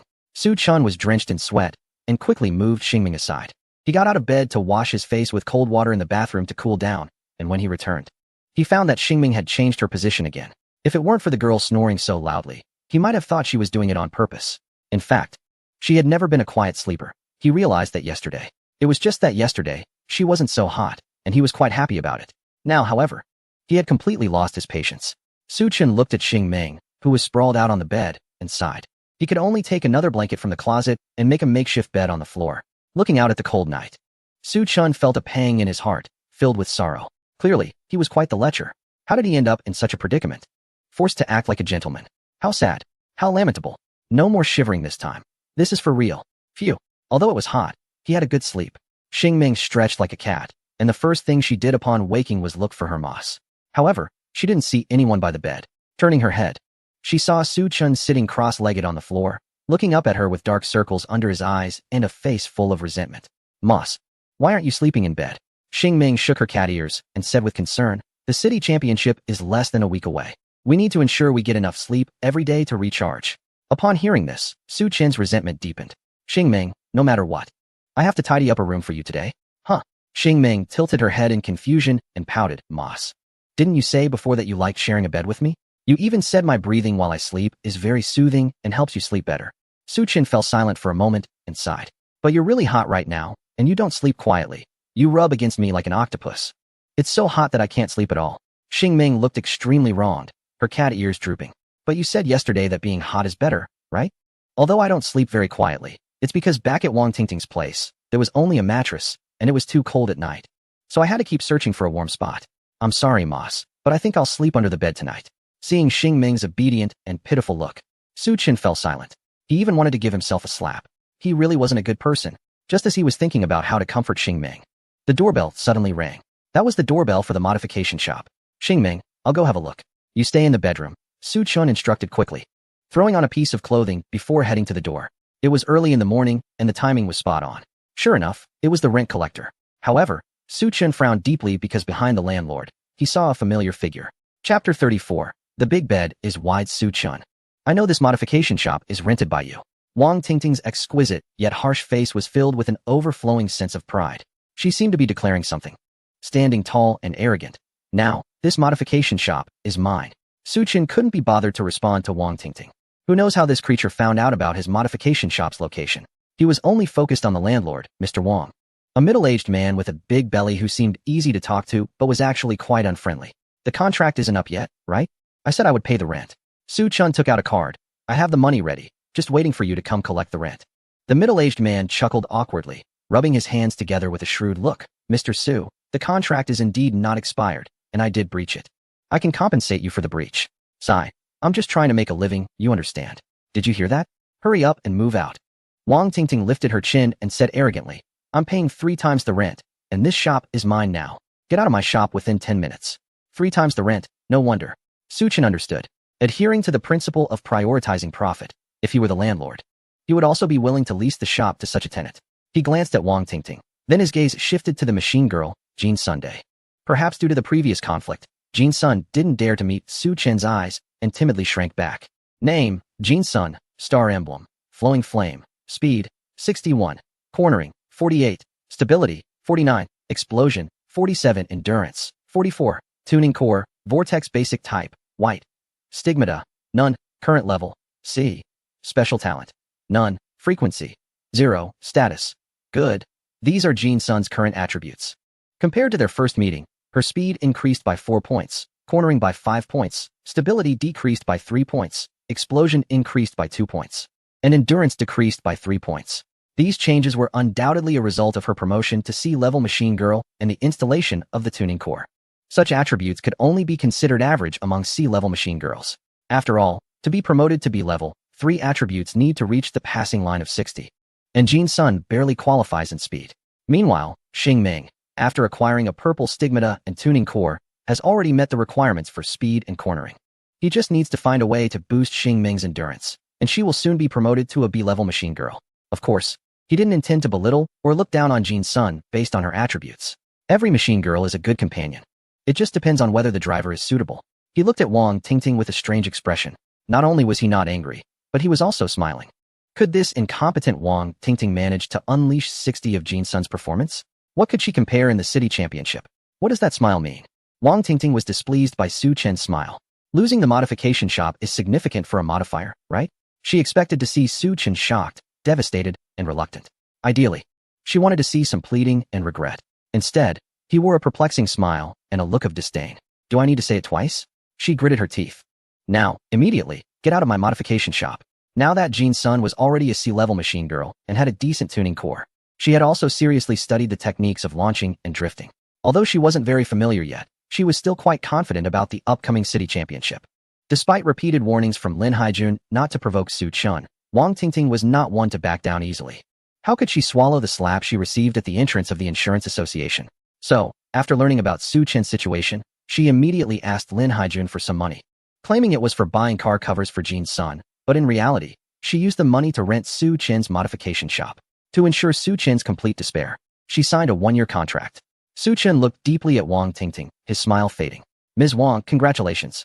This rundown modification shop, which is located in a remote area and has nothing to offer, is now yours. You'd better manage it well, as the rent isn't cheap. After making his sarcastic remark, he went back inside to find Xingming. It was just a shabby modification shop, with its poor location and conditions. And disregarding the fact that he didn't have a modification certificate, the business there was incomparable to other shops. He had long wanted to change locations, but was held back by the ongoing contract. Now, with Wang Tingting's forced acceptance and the landlord breaching the contract, he could not only change locations, but also receive a breach of contract compensation. This money could help him set up a room for little Xingming and buy her a bed. On a bustling street, Su Chen squatted by the curb while Xingming held her little cat-patterned blanket in one hand and a small suitcase in the other. This was all they had. Master, I'm sorry, Xingming said, her head down, her cat ears drooping, her soft voice trembling with a hint of tears. What are you apologizing for now? Su Chen rolled his eyes. It's all because of me that Master is being targeted by Wang Tingting. Otherwise, Master wouldn't be homeless. And now you have to accompany me on the streets. How can it be so tragic to be on the streets? Su Chen chuckled. I'm just thinking about where we should stay next. Xingming bit her lip and handed her blanket to Su Chen, saying seriously, Master, I'm not afraid of the cold. You can cover yourself with my blanket at night. Su Chen felt warmth in his heart and patted Xingming's little head. How could a biological being not be afraid of the cold? Even machines can't resist extreme cold. He teased Xingming. Such a small blanket will just freeze you at night. Who says that? Xingming pouted. As long as I unfold it into racing mode and Master lies in the cockpit, covered with the blanket, I definitely won't be cold. I will block out all the cold. She said it with such seriousness, her eyes sparkling as if she was already envisioning that scenario in her mind. All right. It's not that serious. Su Chen pinched Xingming's soft cheek. We're not at the point of being homeless. Homeless? Just then, a stretched business car stopped in front of Su Chen and Xingming. The window rolled down, revealing a fair face that was almost translucent. What do you mean by homeless? Are you really homeless? Queen appeared before them as if she had planned it all along. She leaned on the car window, her face resting on her smooth arm, slightly squished into a rounded shape. Her wine-red eyes stared at Su Chen without blinking, holding a hint of mockery. The modification shop I rented was taken back. Su Chen was somewhat surprised by Queen's appearance. Before he could ask, he heard a light laugh. It was already impressive that such a messy place could be rented out. Who would be so kind as to take it back? Suchin thought. After all, it was a place where he once had good memories. How could it be called a doghouse? Just as he was about to argue, Queen suddenly curled the corners of her mouth. Although her smile remained cold, it was easy to sense a hint of pleasure. How about you two come stay at my place? Suchun and Xingming were taken aback. No need. That would be too much trouble. Suchin quickly waved his hand. What do you plan to do? Have your mech stay in a bridge tunnel or a cheap motel? The city tournament is just a few days away, and not eating or sleeping well could seriously affect the mech and the pilot's condition. Queen propped her chin on one hand, her smile deepening with a hint of allure and teasing. My house is very big, and the bed is wide. Are you really not coming to take a look? So what? Suchin thought disdainfully. What is the big deal about a big house and a wide bed? It's not like we'll be sleeping together. He was about to refuse again when he heard Queen say softly, by the way, my cat can do backflips. Suchin's eyes narrowed at this. Now he had no choice but to take a look. Wait, your cat really can do backflips? Suchin stared at the big orange cat on the sofa, which flipped over for a freeze-dried treat, looking completely bewildered. Queen's home wasn't as luxurious as he had imagined. It was indeed very spacious, but the decor was quite simple. Unlike her cool exterior, the living room and bedroom were filled with gentle, warm tones, especially the bedroom. Peeking through the crack of the door, Suchin caught a glimpse of pink wallpaper and several stuffed animals piled on the bed. It was hard to imagine that this mech girl unexpectedly had a soft spot for cute things. I'm not benefiting from lying to you, Queen said, using a cat toy to entice the orange cat to run around. This cat was already quite plump, lying there like a furry pancake. It was unclear how Queen had trained it, but despite its weight, it still moved quite nimbly. My Shinfeng is a stray cat. One day it was pouring rain, and I saw it pitifully hiding outside my floor-to-ceiling window, so I took it in. Queen paused, tilting her head in thought before uncertainly adding, It should have been about a year ago. My Shinfeng? That's a nice name. Suchin shifted his gaze from the plump cat to the decorations around. A hint of admiration in his eyes. Did you buy this place yourself? Houses in this world aren't cheap. The more developed the racing scene and the more mechs there are, the more expensive the houses become. Binzhou is a typical high-price housing market, especially since it's close to the city center. This was assigned by the headquarters. Queen shook her head, thinking Suchin might have some concerns, and reassured him. There usually aren't any visitors here, and even if there are, they need my permission. Until we completely resolve the housing issue, you can stay here. Xingming looked around a bit nervously. It was clear she had never stayed in such a large house before. However, from the look in her eyes, it was evident that she had a slight desire to live here with Queen. Such feelings were mutual for Suchin. His initial plan was to find a hotel close to the city championship venue for a temporary stay since both he and Xingming didn't have much luggage. However, it seemed that many drivers and mech companions shared this same thought. As the championship approached, the prices of nearby hotels had skyrocketed to an unbelievable extent. Moreover, the better rooms were basically fully booked, leaving only average ones at prices that offered no concession. He could grumble and accept it, but it would still be quite painful. As the saying goes, one shouldn't bite the hand that feeds them. It felt a bit inappropriate to move into someone else's home after just one meeting. Suchin shook his head. No free meals. Queen showed a hint of impatience in her eyes and smirked slightly. Humans are really troublesome. Xingming hasn't said anything. She set aside the cat toy, lazily sinking into the sofa, her long legs crossed, and after a moment of contemplation, said, Since you're staying here, I have some modification questions I'd like to ask you. Also, could you please take care of McFlurry for a while? Its waste really stinks. The orange cat seemed to understand Queen's words, turning its plump body to grumble a few meows at her. With the conversation having reached this point, it would be too pretentious to hesitate. All right, then I'll intrude, Suchin nodded. Feel free to ask your modification questions. Lunch was personally prepared by Queen. The table was filled with a hearty spread, and Suchin found himself savoring the delicious food. He had eaten plenty of good things in his previous life. Yet he was still amazed, which showed Queen's exceptional culinary skills. However, Queen refused to wash the dishes, leaving that task to Suchin. In the end, Xingming had to take over forcibly. Suchin was shooed out of the kitchen and sat face-to-face with Queen at the coffee table, where a document lay before them, detailing Queen's upcoming modification plans. Suchin flipped through it casually, his brows furrowing deeply. Didn't I tell you the direction for modifications last time? Did you not inform the modification engineers at your headquarters? Why does it still lean towards overall enhancement, especially for cornering? The modification plan in the document was nothing short of luxurious. The equipment prepared for Queen was all high-quality stuff. However, it simply wasn't suitable. Queen was a high-explosive mech, not like Xingming, which focused on balance. If this modification plan were applied to Xingming, it might barely be considered decent. I told them, but they think it should be modified this way. Queen shrugged, her eyes filled with helplessness. What is your opinion? Suchin asked.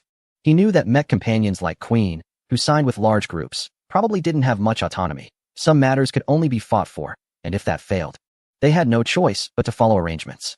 They assured me that this modification would definitely resolve my malfunction issues. Queen pinched her fingers, her expression unchanged. I thought I would just let them fix it. After all, if the issues can't be resolved in the end, they will give up. Give up what? Su-chun raised an eyebrow. Give up the current modification plan? Give up on me. Queen looked up at Su-chun and smiled faintly. Yet, there was a hint of bitterness and helplessness in that smile. Su-chun was taken aback, opened his mouth, but fell silent. Hadn't he encountered similar situations before? The club and the conglomerate never really adhered to humanitarian principles. When a car or a driver fails to yield any profit, abandoning the contract becomes the kindest option. Both remained silent, with only the sounds of water splashing in the kitchen and the cheerful tune of Star Dream in the background. Can you contact your modification team? If possible, I would like to discuss your modification plan with them. Su-chun thought he should do something, although it felt a bit like meddling. He couldn't bear to see such an excellent machine girl fade away like this. From the perspective of a modifier, he didn't want to see a race car that could shine on the racetrack end up neglected in a cold warehouse. That could work. Queen's eyes brightened as she looked at Su-chun, but then she worriedly thought of those proud individuals. They probably won't see you, and even if they agree to meet, they won't take your word seriously. We have to try, don't we? Su-chun was aware that he no longer had the aura of a top modifier from his past life. To put it nicely, it meant he had little influence. To put it bluntly, it meant he was overestimating himself. So, he took a deep breath and said cautiously, let's do it after the city championship. We will try our best to achieve a good result in the city championship. That way, those people might pay more attention. After all, Star Dream is the result of my modifications. Queen pondered for a moment and nodded slightly. All right. Her wine-red eyes finally sparkled with a different light, until she noticed Su-chun's gaze occasionally lingering on her legs and stockings. Do they look good? Very good, Su-chun instinctively replied. Immediately, he noticed the teasing look in Queen's eyes and quickly corrected himself. I meant your room's decoration is nice. Umph. Queen let out a light snort, showing no signs of anger. Instead, she said with interest, desire is the driving force of human progress. I appreciate those who have desires, but unfortunately, my driver is a woman. I don't like her, and she doesn't like me. Otherwise, I would be very willing to satisfy her needs in terms of desire. After all, she deliberately lifted the corner of her skirt, exposing her art-like long legs more to the air. All it takes is to satisfy a base desire to gain a hard-working driver. It's a simple, efficient, and win-win situation. Don't you think? Su-chun lowered his head, not daring to speak. What did he think? He thought rebar should be used to make spaghetti. Chapter 36, Binzhou City Championship. In the following days, Su-chun and Xingming were resting well at Queen's house. Every morning, they studied the track for the Binzhou City Championship, and in the cooler evenings, they would casually run around Binzhou City to maintain their form. It seemed that Queen didn't have any competitions to prepare for. These days, no one had come to find her. Each day was spent playing with the cat, exploring gourmet food, gaming, training with Xingming, and occasionally teasing Su-chun. Time passed quickly. The calendar had flipped back 5 pages. On July 14th, in the morning at 8 o'clock, at the Binzhou City Championship venue. Hello, audience friends. Welcome to the Binzhou City Championship, the grandest open racing event in Binzhou City. I am your old friend, the tournament host, Turkey Brother. Turkey Brother, dressed in a bright red suit and wearing a baseball cap, held a microphone and spoke with excitement. The city championship is a world-class starting point. No matter the city, the total length of the track is 200 kilometers. Here, we have thrilling curves, exhilarating straight sprints, steep slopes, and obstacles. It's worth mentioning that to enhance the competitive diversity of the city championship track, starting this year, there will be an added segment of gravel and broken asphalt. Additionally, to maintain unpredictability in the race, the positions and total length of the gravel and broken asphalt segments will be completely random each time. Turkey Brother's announcement immediately stirred up a wave of excitement. This news had clearly been kept under wraps by the officials until the start of the race. Many drivers and machine girls in attendance changed their expressions. An added segment of the new track? Interesting. In the VIP section of the audience, Queen had already taken her seat, accompanied by her assistant Jessica.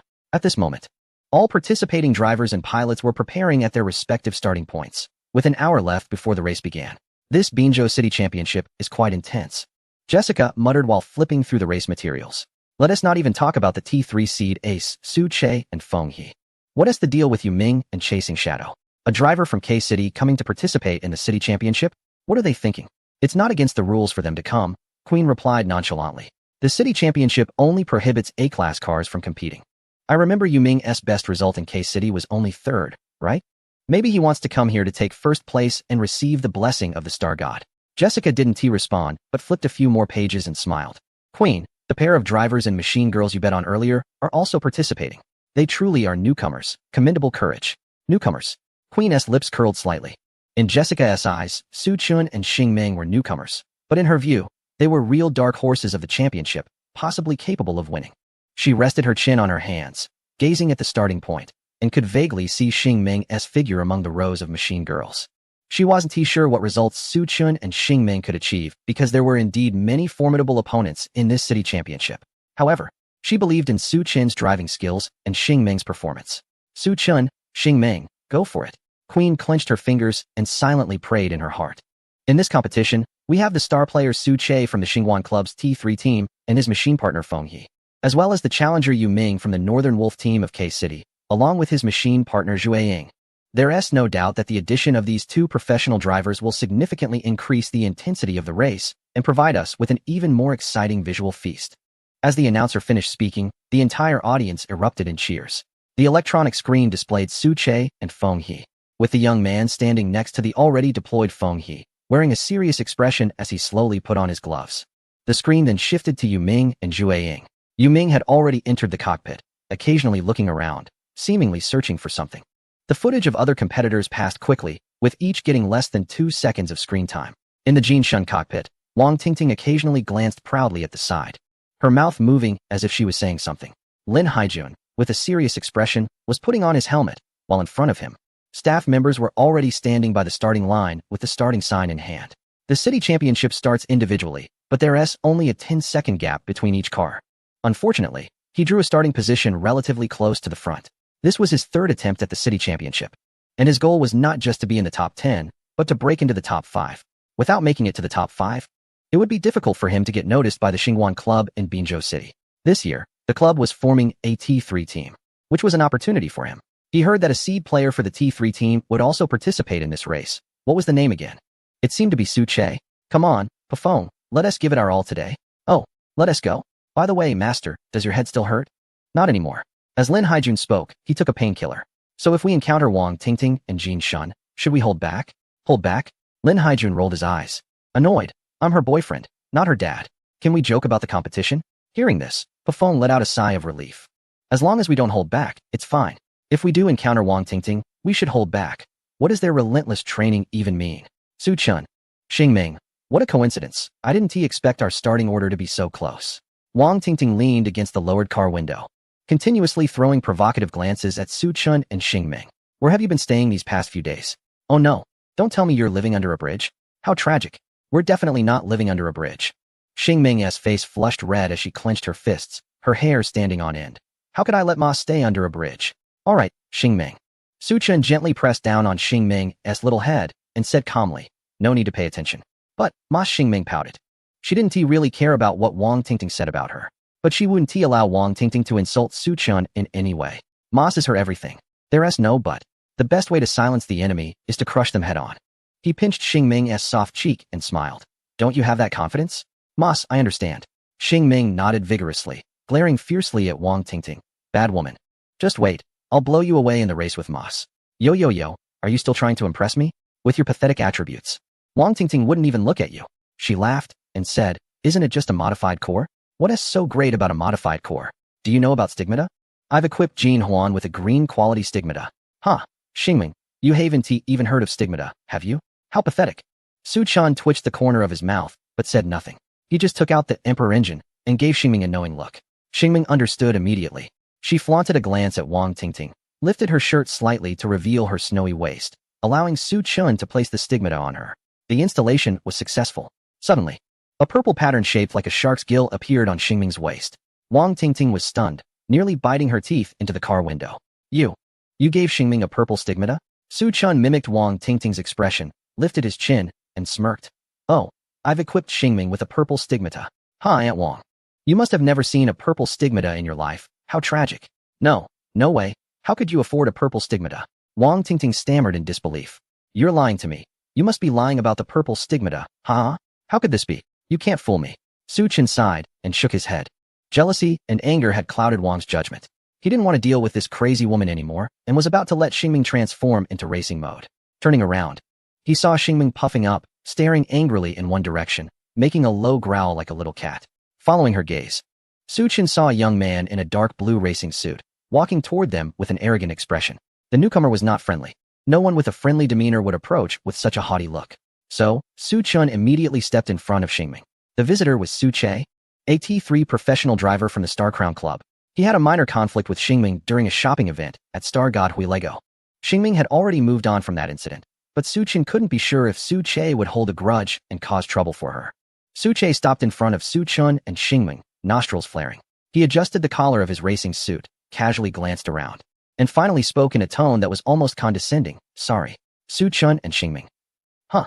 Su Chun was taken aback. What are you apologizing for? Su Che puffed out his cheeks, glanced aside, scratched his nose, and pretended to be casual. Well, back at Star God Hui Lego, I accidentally bumped into your machine girl. Sorry about that. I was a bit anxious and said some harsh words. Xingming stared at Su Che with wide eyes. The same arrogant face, the same haughty demeanor. Yet he was apologizing. What was going on? In short, that's how it was. At that moment, feeling quite anxious, it just so happened that today they met. Su Che looked up at the sky and then down at the ground, his shoes squeaking against the floor, so he came over to say sorry. After saying that, Su Che turned around and left. The moment he turned his back on Su Chun and Xingming, he seemed to regain his arrogant nature and even let out a boastful laugh. Don't think that just because I came to apologize, I will go easy on you during the competition. A bunch of rookies, get ready to face your doom. Only the strong deserve to battle with me. Haha. Su Chen thought, well, it doesn't matter anymore, as long as the other party isn't here to cause trouble. He ignored the stunned Wang Tingting and said to Xingming, unfold the vehicle, Xingming, the competition is about to start. Got it. Xingming made a face at Wang Tingting and immediately unfolded. Meanwhile, Su Che returned to his position. Master, did you properly apologize to them? Feng He handed Su Che his helmet, smiling. Of course. Su Che put on the helmet, secured the buckle, and proudly said, although it was awkward, this is the responsibility of a grown man. Feng He nodded with a smile. Master, you've grown up, becoming more manly. Su Che maintained a calm demeanor on the surface, but the slight upward curve of his lips hinted at his delight. Just then, a voice came from the side. Oh, the little brat from the T3 team, long time no see. Who are you calling a little brat? Su Che gritted his teeth, shooting a cold glare nearby. Across 3 parking spaces, Yu Ming was leaning against the car of the chasing shadow team, waving at them. Su Che's expression immediately soured. Hey, what are you doing here in Binzhou from K-City? You troublemaker, this is not a place for you to act wild. Hurry up and surrender to me. Then crawl back to K-City. Huh, little brat, I'm your senior, what s with that attitude? I'll crush you. Heh, I don't have a senior who goes around causing trouble for no reason.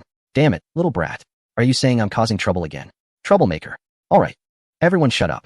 Chasing Shadow, and Feng He blocked Yu Ming and Su Che on either side. Feng He bent down and patted Su Che's head. Little Su Che? Arguing is not a gentlemanly behavior, you know? Chasing Shadow crossed his arms, snorting coldly. Master, no need to waste words on him. A bunch of worthless trash. The air fell silent for a moment, and the 2 mech girls locked eyes, a fierce energy bursting forth. TSK, Feng He, long time no see. I wonder how your rear end is doing. That bump I gave you back then must have hurt for a few months, Chasing Shadow said with a faint smile. Her gaze icy as she glanced at Feng He's rear end with a scoff. Feng He remained cheerful, but her words carried no hint of amusement. Miss Chasing Shadow, today I will show you how wrong it is to provoke an elegant and powerful lady. The 2 mech girls cracked their wrists and fingers, the sounds echoing as they drew closer. The sharp, killing intent in their eyes left no doubt that once they got close, a fight would definitely break out. Yuming and Su Che witnessed the scene and quickly rushed to mediate. Yuming grabbed Chui Ying's hand, saying, hey, take it easy. Just say a few less words. Su Che wrapped his arms around Feng He's waist and added, exactly. No need to escalate things, right? Although they were itching for a fight, their own drivers were still present. Chui Ying and Feng He could only suppress their anger and hatred, each letting out a cold snort before turning back to their starting positions. Fighting was meaningless. Ultimately, they would have to settle it on the track, which was the best way to seek revenge. Little brat, I hope you can give me some real competition later. Yuming returned to Chui Ying's side and opened the car door to enter the cockpit. Su Che scoffed and shook his head. Are you delusional? Do you really think you're someone important? Uffed. A clown. He didn't bother to waste more words with Yuming and also opened the door to get into the cockpit for the final race preparations. As the clock struck 9 in the morning, the emergency rescue team was in position. The camera crew was in position. The towing team was in position. Amidst the raging heavy metal music, only the sharp howl of Turkey Brother could be faintly heard. Racing teams, get ready. The race is about to start. Let us take it to the starting line. At the front of the starting point, The staff stood by with the starting sign in front of the first racer, while a red 30-second countdown began to appear on the nearby electronic screen. A roar of engines erupted like a whirlwind, coming not only from the first machine but also from the others lined up behind, preparing to start. In the cockpit of Pofong, Lin Haijun gritted his teeth, beads of sweat forming on his forehead. Yuming held the steering wheel, his gaze calm as he looked ahead, seemingly not considering the surrounding racers as opponents. But deep within his eyes, a flicker of fire was hidden. The blessing from the Star God could be earned by winning a championship in a public competition for the first time. This blessing not only enhanced the machine's performance, but also served as a badge of honor. Moreover, to become world-class, both the driver and the machine must receive at least 10 blessings from the Star God. That was the minimum requirement. The goal for this race at the Binzhou City Championship was to achieve that blessing. Feng He, we need to give it our all today. Su Che stared intently at the track ahead, his expression serious. I'm going to break the record my brother left at the Binzhou City Championship. Master, you can do it, Feng He replied with a light smile. In the cockpit of the Golden Falcon, Wang Tingting kept glancing at the rearview mirror. Her eyes filled with resentment as she looked at the entirely white machine. Just wait. I've specifically practiced launch starts and drifting. She gripped the steering wheel tightly, muttering to herself, the most important thing in racing is skill. A mere modifier, even with a modification core and purple marks, what does that matter? Does he even know how to drive? Besides, with the attributes of that machine from Xingming being so poor, even with upgrades, it would just barely match up to the Golden Falcon. The Golden Falcon listened silently to Wang Tingting's ramblings. Despite her words, it was clear she lacked confidence. She sighed, and the image of a man with eagle-like eyes floated into her mind. In front of that man named Su Chun, she felt utterly exposed, as if everything about her had been seen through. Such a person is really just a modifier, just as Wang Tingting said, without any driving skills at all. The Star Dream cockpit. The race finally begins. Su Chun took a sip of water, tightly capped the bottle, and put it into the storage box. In his view, there was the steering wheel, the racetrack, the delicate back of Star Dream, the snow-white tail, and a little backside that looked very perky and elastic. What are you shivering for? Feeling the vibrations of the cockpit, Su Chun chuckled softly. Emos, I'm so nervous, meow. In the rearview mirror, Star Dream looked up, revealing a nervous and pitiful little face. No need to be nervous. Su Chun smiled and said gently, just treat it like our usual training, the results don't matter. Really not important, meow? Really. However, Star Dream wants to win the championship for Moss and for herself. Star Dream's tone was firm, with her cat ears and silly hair standing straight up, showing no sign of joking. Why?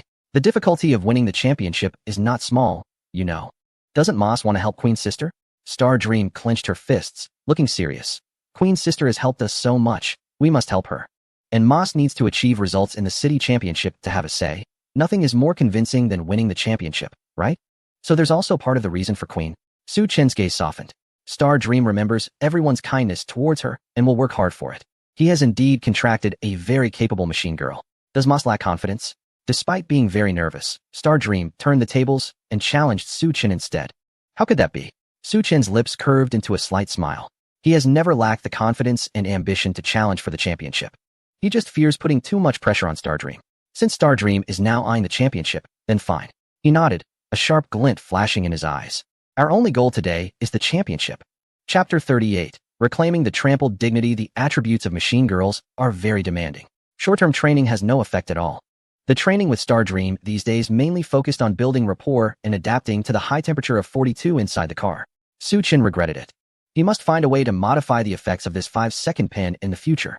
It would be best if it could be turned on and off at will, rather than being permanently active on the machine girl. That would be torture. Just sitting in the Star Dream cockpit for less than 5 minutes, he was already starting to sweat. Fortunately, once the car started moving, the pressure difference would help expel the hot air quickly, making it much cooler. Otherwise, he would surely suffer from heat stroke.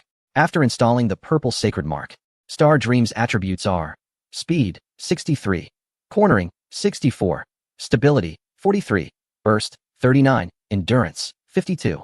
In addition, there are also negative attributes of wheel damage 20 and cornering correction 5. Based on the current attributes of Xingming, it definitely belongs to the upper tier of C-class cars, and with its somewhat decent handling skills. If it weren't for encountering particularly formidable opponents in this race, a championship could indeed be within reach. Su Chen narrowed his eyes, focusing on the third star that had already appeared in his mind.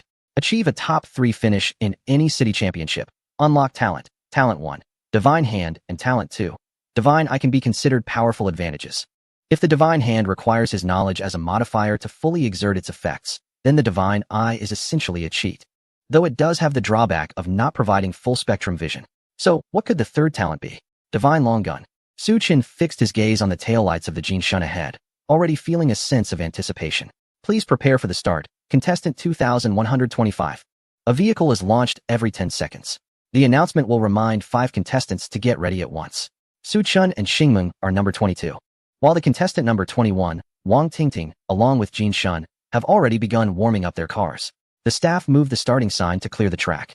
As the countdown entered the final 10 seconds, Wang Tingting was the first to launch Jin Shun, kicking up a cloud of pale tire smoke as she sped away. Su Chun gripped the steering wheel tightly, his left foot pressed down hard on the clutch, and his right foot lightly tapped the brake.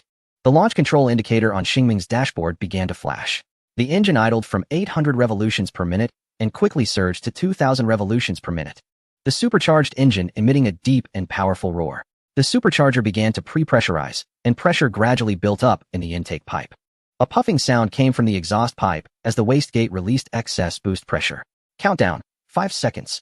Su Chen fixed his gaze ahead, making final adjustments to his seating position. Xingming anxiously watched the taillights of Jin Shun, which were almost out of sight. This was her first time in such a formal competition. And back when she graduated with Wang Tingting, she thought a city championship was still far from her reach. Perhaps it took a year, or even several years, just to qualify for the competition. But here she was now. Before the race, she could think of many things. But now her mind was a blank. She didn't even know how to feel nervous. Time seemed to slow down at this moment, with only the clear sound of the electronic countdown in her ears. 5, 4, 3, 2, 1, go. The moment the red light went out, Su Chun's right foot moved like lightning from the brake pedal to the accelerator, while his left foot swiftly released the clutch. This action had to be completed within 0.5 seconds. Any hesitation would ruin the advantage at the start. He floored the accelerator. Boom. As the engine rev shot from 2,000 to 6,000 RPM, it let out a deep roar. The 4 tires twisted and deformed, maximizing contact area. The rear wheels experienced a slight slip at the moment of power surge, leaving 2 black tire marks on the ground. Xingming shot out like a cannonball. Su Chen's launch was very skilled. In the stands, Queen's lips curled slightly. She was right. Su Chen was definitely more than just a modifier. Even during the training sessions with Star Dream in the past few days, he hadn't used his full strength. Interesting, these newcomers. Jessica's eyes widened. After all, as Queen's assistant, she had seen many competitions and could tell from just the launch that Su Chen was not ordinary. However, just from one launch, it was hard to see much, especially with the fierce competitors Yu Ming and Su Che present today. It's a pity. She still didn't have high hopes, but she had already tempered her disdain and arrogance. Inside the Star Dream cockpit, as the engine RPM hit the red line, the gear shift indicator light flashed, and Su Chen calmly flicked the paddle shifters. The rear wing began to generate significant downforce after reaching 100 kilometers per hour, pressing the car firmly onto the track. Su Chen felt a powerful thrust pushing him back, his body naturally sinking into the soft seat. Ahead, Wang Tingting and Jin Sun, who had launched 10 seconds earlier, reappeared in his line of sight. With eagle-like sharpness, Su Chen locked onto Jin Sunday. It was Wang Tingting who had caused Star Dream so much hardship and humiliation. Even after abandoning Star Dream, she still sought ways to suppress it. Star Dream was usually cautious in everything it did, often appearing eager to please both him and Queen.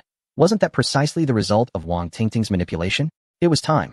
Let Wang Tingting serve as the sacrifice for Star Dream to rebuild its confidence. Star Dream, let's overtake her together. The explosive start made up for a significant distance gap. Star Dream's speed was 63, while Jin Sun's was 61. The explosive attribute determined the acceleration of the machine rather than the top speed. On this straight sprint track at the City Championship, both machines were at full throttle. At this moment, the distance between Star Dream and Jin Sun was slowly but steadily closing. Star Dream remained silent. She too was fixated on Jin Sun ahead, gritting her teeth with fierce determination. What she was chasing was not just a competitor, but also the dignity trampled by Wang Tingting. Dignity must be reclaimed. In Jin Sun's cockpit, Wang Tingting was still immersed in the enhancements brought by the Stigmata and Modification Core. Although Lin Haijun lacked the responsibility of a man, he was particularly generous with money. She would continue developing their relationship later. The Flowing Flame Starshine, Modification Core, and Stigmata were all provided by Lin Haijun, adding up to a market price of over 200,000. Before becoming a well-known driver, she couldn't afford to lose this cash cow. Boom. The roar of engines behind startled Wang Tingting. She instinctively glanced at the rearview mirror, her expression changing dramatically. How could this be? She saw that Su Chun and Star Dream, who had started later, had somehow caught up. Wasn't there a 10-second interval between their launches? How did they catch up? Master, the machine named Star Dream is faster than me. Jin Sun said softly, more sensitive to the speed of machines. Faster than you? Wang Tingting bit her teeth at the thought of that purple stigmata. It must be the enhancement from that purple stigmata. Where on earth did he get it? You can't buy the purple stigma anywhere in the market. But even if he was faster than you, there's no way he could close the distance that quickly. Maybe they're just better at the launch start, Jin Shun replied. However, this statement was like poking a hornet's nest. Wang Tingting slammed her fist on the steering wheel, causing Jin Shun to let out a painful grunt. Nonsense. Who says he is the only one who can launch? Wang Tingting knew Jin Shun's guess wasn't wrong, but she was unwilling to accept it. She couldn't bear the thought that the star dream she had abandoned was now performing better than the modified Jin Shun she had painstakingly acquired while serving Lin Haijun. Nor could she accept that the man who had publicly humiliated her was better than her at driving. Suchin didn't look much older than her. And he wasn't a professional driver. After all, she had trained so hard. The huge disparity made Wang Tingting furious. Whoosh. The warning sign for the first turn flashed above her head. Although Jin Shun was uncomfortable from the punch, he still dutifully reported the roadbook. Master, in 200 meters. Right turn, level 3 standard curve, moderate deceleration. Take the turn at medium speed. Wang Tingting snorted coldly, her eyes fierce, staring intently at the track. Bring it on. I can drift. I don't believe that Su Chun can drift better than I can. Chapter 39. Newcomers are monsters. This is the first turn of the Binzhou City Championship. As the camera crew focused in, Turkey Brothers' smile grew excited. The straight is the simplest track project in various types of racing competitions. Who can accelerate? The real test of a driver's skill comes with the basic technicality of curves. The first turn of the Binzhou City Championship is a standard level 3 curve, with a difficulty above average. There are 3 camera angles capturing the scene, and often from this track, one can see about 80% of the competitor's skill levels. The sound of tires squealing can already be heard. The voice of the camera operator came through the big screen, the lens aimed at the exit of the turn. The other 2 cameras captured the entry point and an aerial view of the entire turn. Roar. The sound of engines grew louder. When the first beam of headlights appeared in the lens, Turkey Brother shouted, "Haha, they're here." Just as he finished speaking, the first competitor had already slowed down to take the turn, passing the first curve in a standard manner. The 10-second interval between launches is indeed not generous. This is a time that allows most competitors to occupy the track individually while giving a small number of excellent drivers a chance to battle it out. In the blink of an eye, over 10 cars had already navigated the turn. Lin Haijun and Pafeng were among them. Lin Haijun and Pafeng performed well today.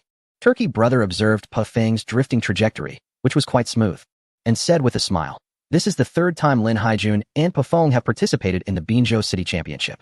And it's clear that their familiarity and teamwork have significantly improved." In the cockpit of Pafeng, the number 1 turn was rapidly disappearing from the rearview mirror.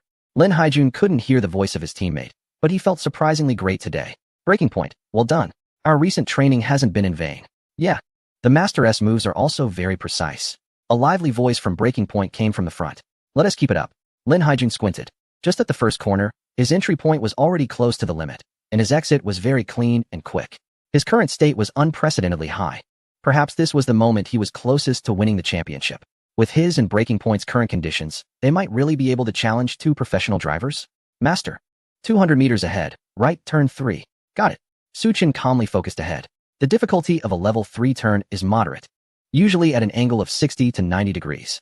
Such turns are more suitable for using e-brake drift and power over drift. Though not using drift, and simply turning is also a good choice. The speed of Xingming was currently 230 km per hour. If considering the cornering speed while ignoring technical difficulty, there was no doubt it was time for power over steering.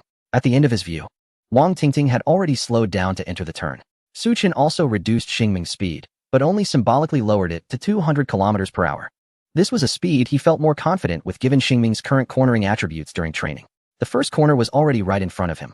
Su Chun's fingers drummed rhythmically on the steering wheel before suddenly pausing.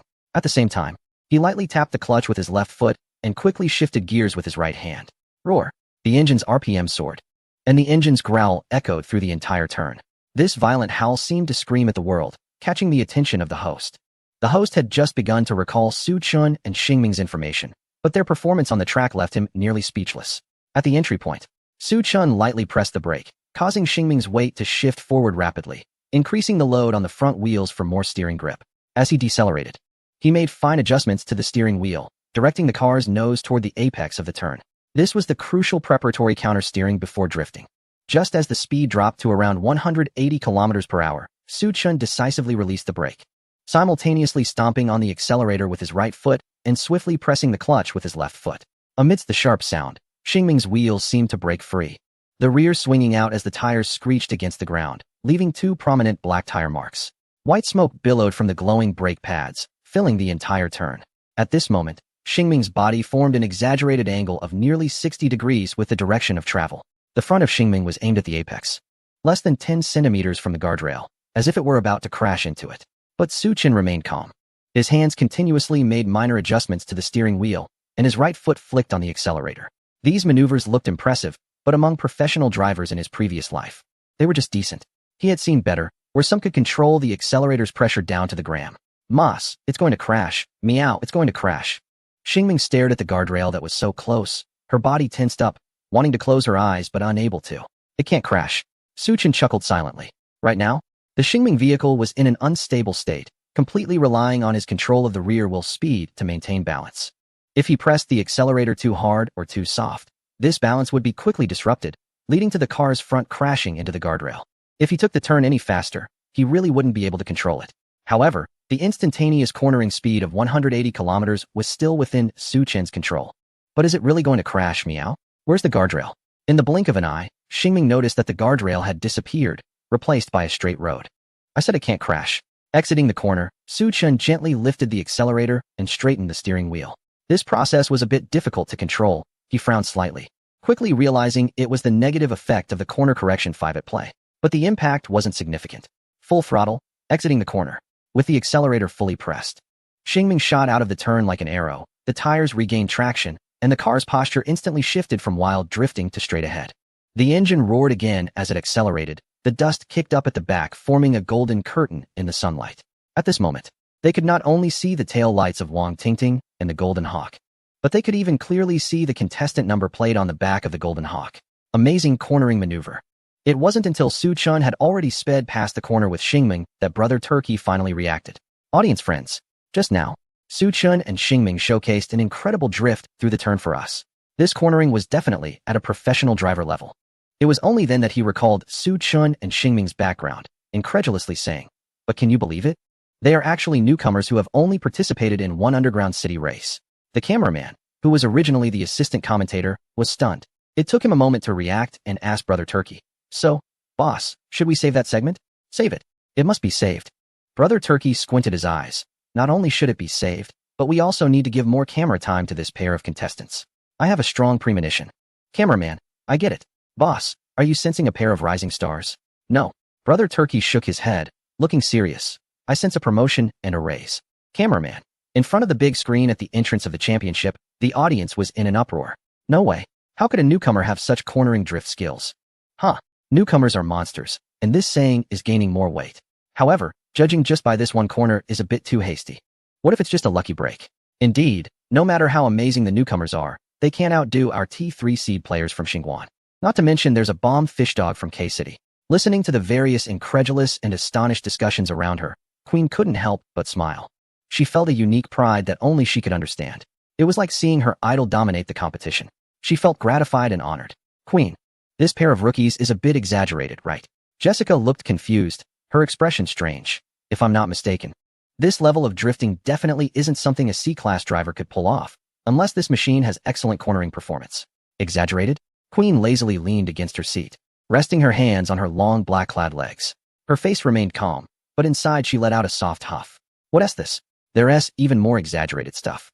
In the cockpit of the Falcon, Wang Tingting hummed a tune, still pleased with her impressive maneuver. Thanks to her diligent training recently, coupled with her decent talent and luck, she felt she could give herself a score of 120 for that last drift. That smooth feeling. How could it not be considered a budding professional driver? "Falcon, how was my big drift?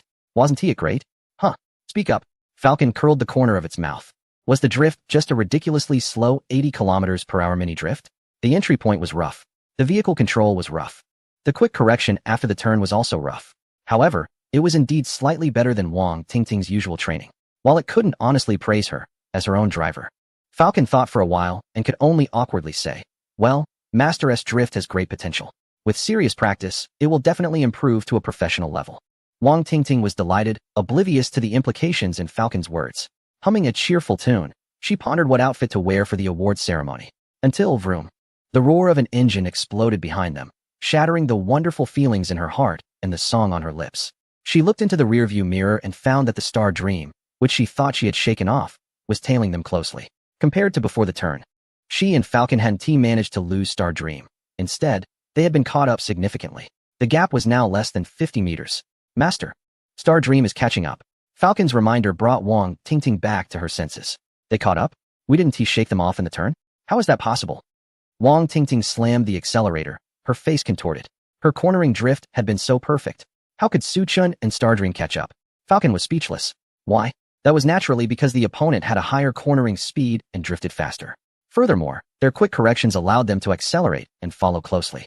Given how quickly the distance closed, Falcon estimated Star Dream's cornering speed was between 160 to 200 kilometers per hour. However, Falcon said nothing more, opting not to further provoke Wang Tingting. Wang Tingting had poor driving habits and unstable emotions. When she got angry, she would act out, even if it wasn't intentional. But it was her who would feel the pain. After a moment of thought, Falcon suggested, Master, we're about to enter the long straight sprint tunnel. The track is narrow. If you don't want them to overtake us, we can try to block them. Yes, block them. Wang Tingting slapped the steering wheel, saying fiercely, how could I forget we could block them? The track is so narrow. Can they just overtake it, Will? Humph. Jean Sun was left speechless and could no longer hold back. She quietly activated the driver's recorder. If Wang Tingting performed such dangerous maneuvers again, she would document it and submit it to the relevant authorities to seek an opportunity to terminate the contract and obtain some mental compensation. Inside the tunnel, Su Chun was driving his vehicle, Star Dream, and had already entered Jean Sun's slipstream zone. He was preparing to change lanes to overtake. But just as he switched to the adjacent lane, Wang Tingting quickly cut in front of him. Oh, a defensive maneuver? Su Chun frowned. In rally racing, such blockades are uncommon. Due to the starting interval, most racers rarely have the opportunity to compete directly against each other. Generally, blockades occur in circuit-style races or in underground tracks where the rules are unclear. This is a dangerous move and not particularly fair. A few competitions have explicit rules stating that the leading vehicle can only perform a single-line defensive maneuver. In most races, lane-changing defenses violate blue flag rules, dangerous driving regulations, and principles of fair competition. However, before participating in the city championship, he did not see any restrictions regarding this in the competition rules. The absence of restrictions indicated that lane-changing defenses were permitted here. Su Chun cautiously attempted to change lanes again, while Wang Tingting continued to occupy the front track. This entire process was being monitored by the race officials, but the judges did not issue any warnings to Wang Tingting or Jean Sunday. Su Chun understood the situation. Since lane-changing defenses were not against the rules, then his dangerous overtaking was also permissible. In Jean Sun's cockpit, Wang Tingting was feeling pleased with herself. So what if she was fast and could drift? She still had to deal with being blocked behind. She glanced at the rearview mirror and felt a surge of vindictive pleasure seeing Star Dream behind her. If Su Chun and Star Dream managed to overtake, they would surely get a good result, right? She even had the thought of deliberately slowing down to block Su Chun and Star Dream. This way, it would indirectly ruin their chances in the competition, making all their modifications and efforts go to waste. When Su Chun realized that all his efforts for Star Dream were in vain, would he continue to pamper it? However, she ultimately did not act on that thought, because the race results were equally important to her. As long as she could keep Su Chun and Star Dream behind her and achieve a better result, that would suffice. Excited by the thought, she fiddled with the steering wheel a couple of times, unaware that it was all captured by the secretly activated driver's recorder. Ladies and gentlemen, some interesting phenomena are occurring on the track. The two professional racers haven't even started, yet Brother Turkey's attention is already on Su Chun, who immediately noticed Wang Tingting blocking him. He purposely stirred the pot, saying, it's clear that our number 22 racer really wants to overtake. But the tunnel section of the track is narrow, and he doesn't have a significant speed or acceleration advantage. Meanwhile, the number 21 racer is employing a lane-changing defensive maneuver. If number 22 wants to overtake, it might have to wait until the next turn, which is detrimental to his race results. So, will he have any other breakthrough strategies? Masta, they are so annoying. Star Dream glared at Wang Tingting, who was blocking the road ahead. Our speed is clearly faster, yet they are intentionally blocking us in front. Disgusting. Perverted. Bad guys. Just when we were about to overtake Wang Tingting, we encountered this situation. Xingming's voice trembled with grievance. It's okay. Su Chun remained calm, even taking the time to pat Xingming's rear to soothe her emotions. Wang Tingting's decision was correct, but unfortunately, she lacked the ability to execute such a strategy. He drove Xingming to the center of the track, where there was plenty of space to change lanes either left or right. Now he needed to leave the wake zone of the Jean Shun to prepare for the next maneuver. This was because the air pressure in the wake zone was low, and turbulence would reduce Xingming's aerodynamic downforce, significantly decreasing steering precision. Jessica, what do you think they'll do to break the deadlock? Queen asked, her voice tinged with tension and anxiety. Her fingers clenched tightly, knuckles turning white, something she wasn't even aware of. However, Jessica noticed and was curious why Queen was so concerned about a newcomer. Nevertheless, she answered honestly, in this situation, you usually have to wait for the next corner and use drifting advantage to overtake. Or you could fake a lane change, pretend to move to one side, then quickly switch to the other side to overtake, but that requires a high level of driving skill that this newcomer might not have. Queen didn't respond. She had a feeling that even though she hadn't seen Su-Chen use it, he certainly would. The moment he exited the wake zone, a glint flashed in Su-Chen's eyes. Now's the time. Su-Chen turned the steering wheel about 20 degrees to the right, and Xingming's front immediately veered towards the right side of the track. Wang Tingting reacted instantly, moving the Jinshun to the right in an attempt to block this potential overtaking route. Time seemed to stretch at that moment. It's a hook. A slight smile appeared at the corner of Su-Chen's mouth as he gripped the steering wheel and turned it fully to the left. Xingming's white body sliced through the air like a drawn sword, instantly cutting to the left. At the same time, Su-Chen pressed the accelerator pedal to the floor, and the engine erupted with a deafening roar. They're playing tricks. Wang Tingting realized she had been outsmarted and hurriedly tried to pull the Jinshun back to the left. But it was too late. Her weak technique couldn't support the reflexes needed to reclaim control. Even a 1 or 2 second mistake allowed Xingming to successfully cut into the left side of the Jinshun. The distance between the two machines was less than half a meter. So close that Su-Chen and Xingming could clearly see Wang Tingting's distorted face and red eyes in the Jinshun's rearview mirror. The air between the two machines was compressed and torn apart, producing a sharp whistling sound.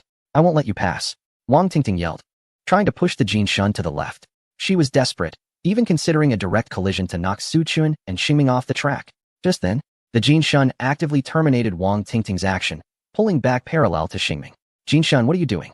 Wang Tingting screamed, banging on the steering wheel. Master, the city championship does not allow intentional collisions with other competitors.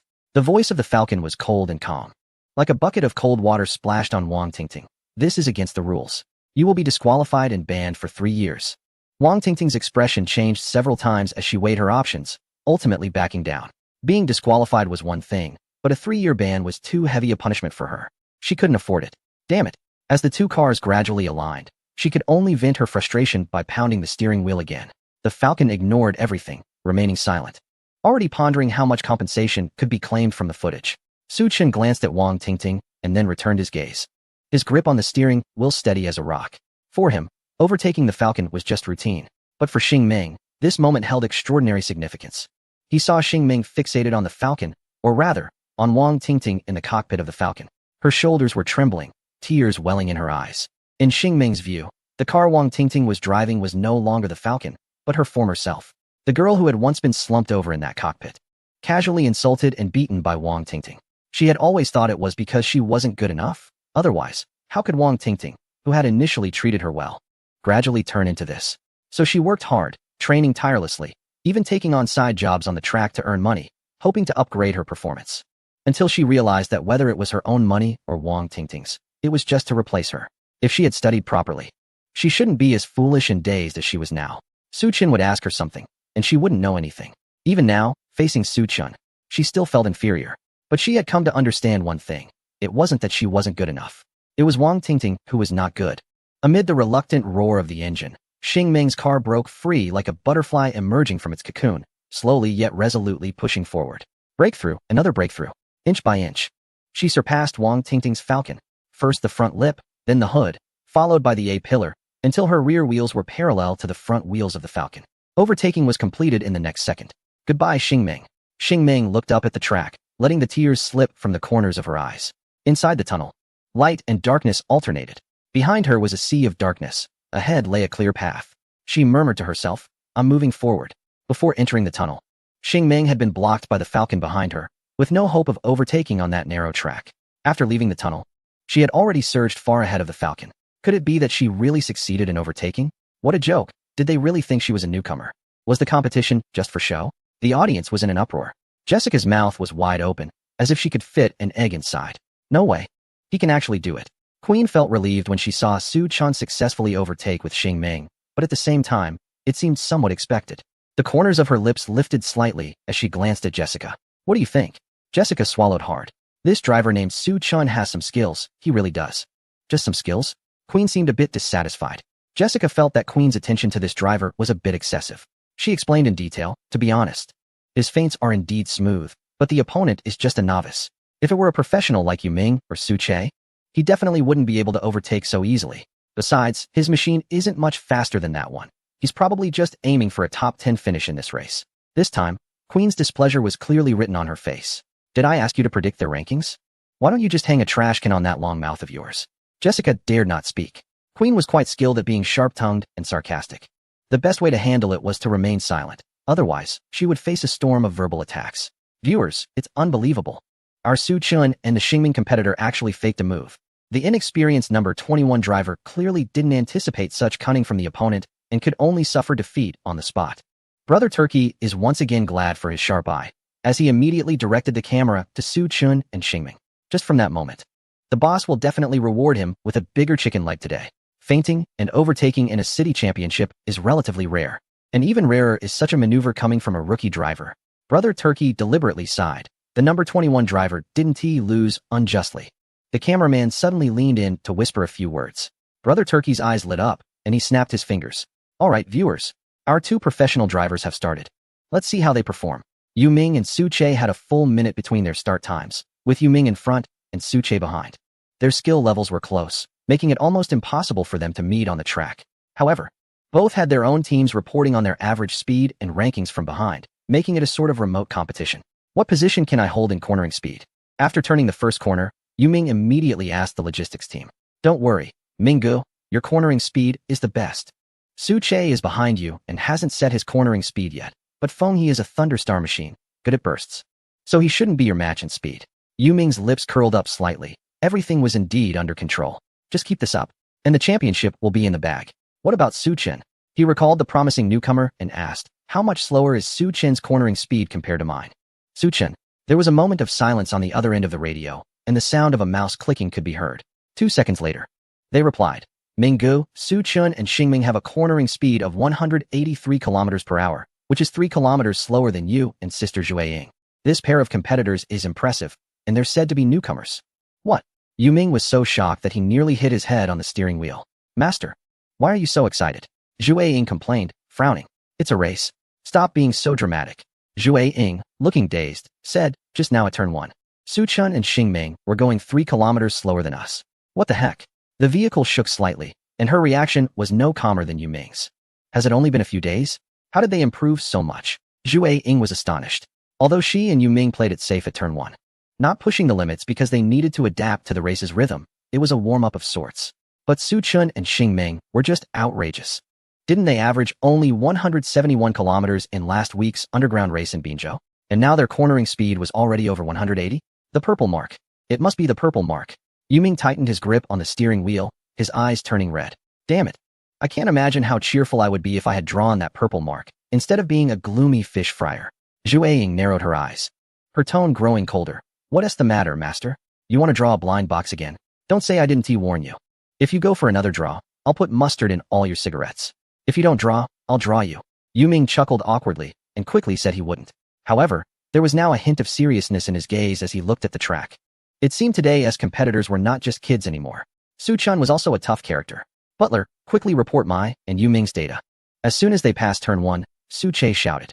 The gentle voice of the old butler immediately came through the intercom.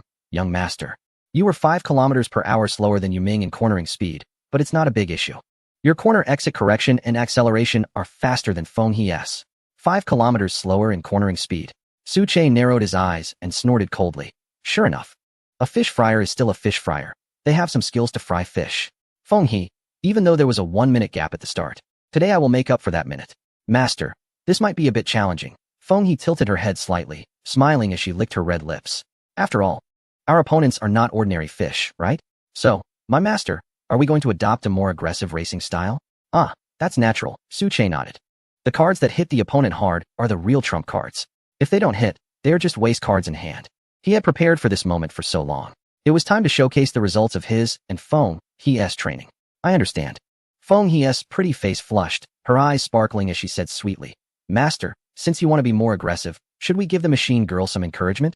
As Su Che pressed the accelerator to the floor, he quietly pulled out a whip from the storage box under Feng He's fiery gaze. Each machine girl is an independent individual with different interests and hobbies. Catering to their preferences or stimulating their emotions can enhance their synchronization. When synchronization reaches a certain level in the race, the machine girl can unleash even stronger performance. Feng He usually presents herself as a gentle older sister in front of others, often giving the impression of playing a training game with her master. However, only Su Che knows that these are just facades. Feng He has a secret that only he knows, which is also the key to enhancing his synchronization. Bang! Chapter 42, Scandinavian Flick, Combined Edition. The audience sees that Yu Ming and the Zue Ing contestant are faster. But our star players Su Che and Feng He have an incredibly high burst acceleration. This means that after slowing down in each turn, they can accelerate to their maximum speed in a very short time. Overall, they seem to be on par with each other, and things are starting to get interesting. After the two professional players started, most of the footage was focused on Zue Ing and Feng He. Brother Turkey was also animatedly commenting, his mouth dry from excitement. Thank you all for supporting the City Championship. Now we have a commercial break. Suddenly, the electronic screen for the City Championship flickers and displays a giant red tomato. For reading, go to Tomato Network. Bestsellers like Pay to Level Up Your Cultivation. Not to Keep a Female Swordmaster are waiting for you. Pure-hearted cockroach is on fire, throwing a party in your kitchen. Encounter the artifact and turn to dust. Cockroach Extermination Artifact. Trust the Roast Goose brand. Unfortunately, there are no cameras in the cockpit. Otherwise, the scene inside Feng He's cockpit would surely be explosive. Meanwhile, in the cockpit of Star Dream, Su Chun is astonished by the sudden increase in speed. The peak speed of Star Dream is around 240 kilometers per hour. But now the speedometer needle has climbed to 250 kilometers per hour. Don't underestimate this 10-kilometer difference. It's data that wouldn't normally occur during training unless going downhill. This is where the use of the Eye of God comes into play. As long as he can see the status of Star Dream, it won't be a blind guess. Name, Star Dream Star Emblem. Radiance, Team Buff Type. Speed, 63 Cornering, 64 Stability, 43 Burst, 39 Endurance, 52 Modification Core, Blaze Storm, Cornering Correction 5. Tire Wear 20, Special Effect, Slight, Stigmata, Emperor Engine, Amethyst, Current Level, C. Special Talent. 1. Not activated. 2. Catgirl Morph Specialization. 3. Silent Movement. Synchronization. 60, Base 30, Speed 5. Status, Transformation. Excited. Evaluation. Can warm the bed after hitting the track. Sweet and soft catgirl specialization. Young man, you found a treasure. Suchin blinked, confirming he wasn't seeing things. Before the race, his synchronization with Star Dream was at 30, and now it has suddenly soared to 60. Synchronization is somewhat similar to a combination of rapport and affinity. It's not entirely accurate to describe it this way, as synchronization is influenced not only by daily interactions, but also by the emotions of the machine girls during competition. Having a close and trusting relationship with the machine girls, giving them little gifts they like, and doing things they enjoy can increase the base synchronization. However, gaining this synchronization is very difficult and accumulates little by little. Moreover, if the machine girl's state is poor or she is unhappy, the base synchronization can decrease. Maintaining synchronization with the machine girl in daily life is key. More importantly, it's about stimulating that synchronization during competitions. Suchin had signed a contract with Xingming for less than a month, and he didn't expect to raise her synchronization level significantly. He wasn't making any deliberate efforts. Everything was going with the flow, and he didn't want to approach Xingming with a utilitarian mindset. Unexpectedly, Xingming's synchronization level surged at that moment, even gaining a speed boost of 5. This should indicate that they had reached the threshold for attribute enhancement at the first stage of synchronization. Being able to see specific data is truly beneficial. Suchin sighed contentedly. If it were another driver here, they might still be in a state of confusion. In his line of sight, a red warning sign flashed by, and at the same time, Xingming's serious voice echoed ahead. Masta, ahead 500 meters, 3 consecutive sharp turns, level 2, tight. Meow, received. Suchun initially wanted to interview Xingming, but quickly focused his mind. The lower the level number of the turn, the sharper and more challenging it becomes. Tight emphasizes the need to drive very close to the inside edge of the turn. Undoubtedly, this 3 consecutive sharp turns can be considered one of the more challenging sections in the Urban Championship. Su Chun and Xingming had trained for such 3 or even 5 consecutive sharp turns, but they still needed to take it seriously. Amidst the roaring engine, the distance of 500 meters passed quickly, with the scenery on both sides of the road flying by, whether it was trees or spectators behind fences, all blurred into lines. However, this did not affect Su Chin's focus on the approaching turn. 5 minutes ago, quickly, give the shot to turn 127. Hearing the host command, the cameraman immediately signaled to his crew. The host was a professional, adept at knowing when to give each contestant their moment on camera. The professional driver's handling of the turns was indeed a sight to behold, but there was another dark horse worth watching. Dear viewers, turn 127 is the most challenging 3 consecutive sharp turns in this competition. After navigating turn 127, there will be a brief straight section to adjust the track before entering a lengthy 50-kilometer stretch of gravel and broken roads. The host observed the speeding machine girls on screen, animatedly stating, in the previous sections, viewers may have noticed that most drivers' performances did not show significant differences. It seems that whether professional or amateur drivers, their skills appear quite comparable. However, after turn 127, you will gain a fresh understanding of each contestant's abilities. Turn 127 is the watershed moment. I can confidently say that after turn 127, there won't be much variation among the top 10 competitors. His peripheral vision caught sight of a white phantom speeding from the end of the track. The excitement in his voice escalated. Now, let's shift our focus to turn 127. I believe not just I, but many viewers are curious about how the newcomer Su Chun and Xingming will tackle these consecutive sharp turns. Will they blend in with the crowd, or stand out remarkably at this moment? Many spectators in the audience stood up, intently gazing at the large screen. In the moving shots from 3 cameras, the white phantom named Star Dream was rapidly approaching the continuous hairpin, turn number 127. What incredible speed! Did this machine ever go that fast before? It seems like ever since it left the 21st competitor behind, this newcomer has picked up the pace. But what is the point of speed if it can't be maintained through the turns, especially through consecutive hairpin bends? Come on, Suche, you're the best. Aim for first place. The audience murmured. Jessica noticed Queen's long, fair fingers gripping the railing tightly, deforming it from the pressure. This usually aloof and sharp-tongued diva seemed to be nervous at this moment. Amazing. Is Queen also becoming a fan? Quite unusual. This situation seems worth reporting to the lady. Creak. Jessica glanced at the bent railing and said, Queen, if you break the barrier, you'll have to pay for it. Shut up. Queen shot back, her eyes glued to the screen, chattering away like a mountain sparrow. Jessica could only turn her gaze back to the screen. For such consecutive hairpin turns, the classic move is the Scandinavian flick, also known as the pendulum drift. However, this drifting technique requires a high level of skill that only professional drivers can master. There's no place to learn it without joining a club. Driving schools and league academies 1T teach such advanced techniques. Amateur drivers also hesitate to try it easily, as a mistake could damage the machine. She had looked up Su Chin's information, and it was amusing. He was an unlicensed tuner, had never attended a league academy, and was truly an amateur among amateurs. The skills Su Chun had displayed previously were already outrageous. Now he could pull off a pendulum drift? She didn't believe it. If he made a mistake here, Queen would surely be very disappointed, right? She couldn't help but glance at Queen again. This machine's profile was stunning, both delicate and alluring, and she was seriously focused on the screen. It was hard to imagine Queen watching someone else so intently. The lady had never received such attention from Queen, but that didn't matter. Jessica withdrew her gaze, silently thinking that it was good for Queen to watch these races. After seeing enough, she would understand that none of these drivers could compare to the lady. It was time to settle down and properly cooperate with the headquarters modification plan. The series of 3 hairpin turns twisted like a serpentine viper on the track, waiting for its prey. In an instant, Su Chun had already formulated a complete strategy for navigating the turns in his mind. He remembered in his past life, he had once done team building with a top driver. It was also with that driver's help that he learned the Scandinavian technique. The driver with the surname Su is known as the emperor of the track, and his pendulum drift is as smooth as silk, comparable to a fine chocolate. Anyone who witnesses it can't help but exclaim that it's extraordinary. Su Chin's pendulum drift technique bears some resemblance to that of another driver. However, even if it's just a fraction of that skill, it's enough to handle the current track. Su Chin grips the steering wheel tightly. The roar of the engine fills his ears, and a passionate energy builds within him. Star Dream, are you ready? Meow. The voice of Star Dream is filled with enthusiasm and confidence. Her body leans slightly forward, ears perked up, fully focused. The first hairpin turn is just ahead, and Su Chin glances at the speedometer, reading 192 kilometers per hour. It's a dangerously high speed, one that he cannot fully control. Like dancing on the edge of a knife. But he doesn't slow down. Instead, he gently presses the accelerator, keeping Star Dream at the brink of danger. Come on. He exhales lightly, Scandinavian flick.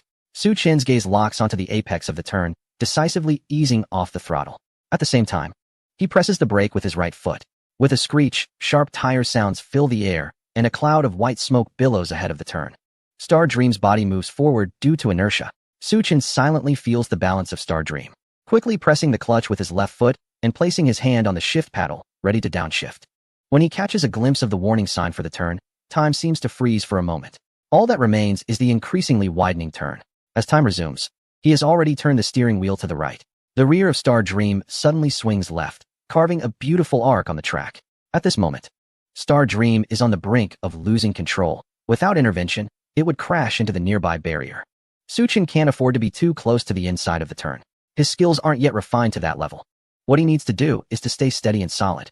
While maintaining speed, he must conquer this series of 3 consecutive hairpin turns. As Star Dream's body is about to touch the barrier, he quickly countersteers to the left, using the inertia of the rear to help the front of the car point quickly towards the inside of the turn.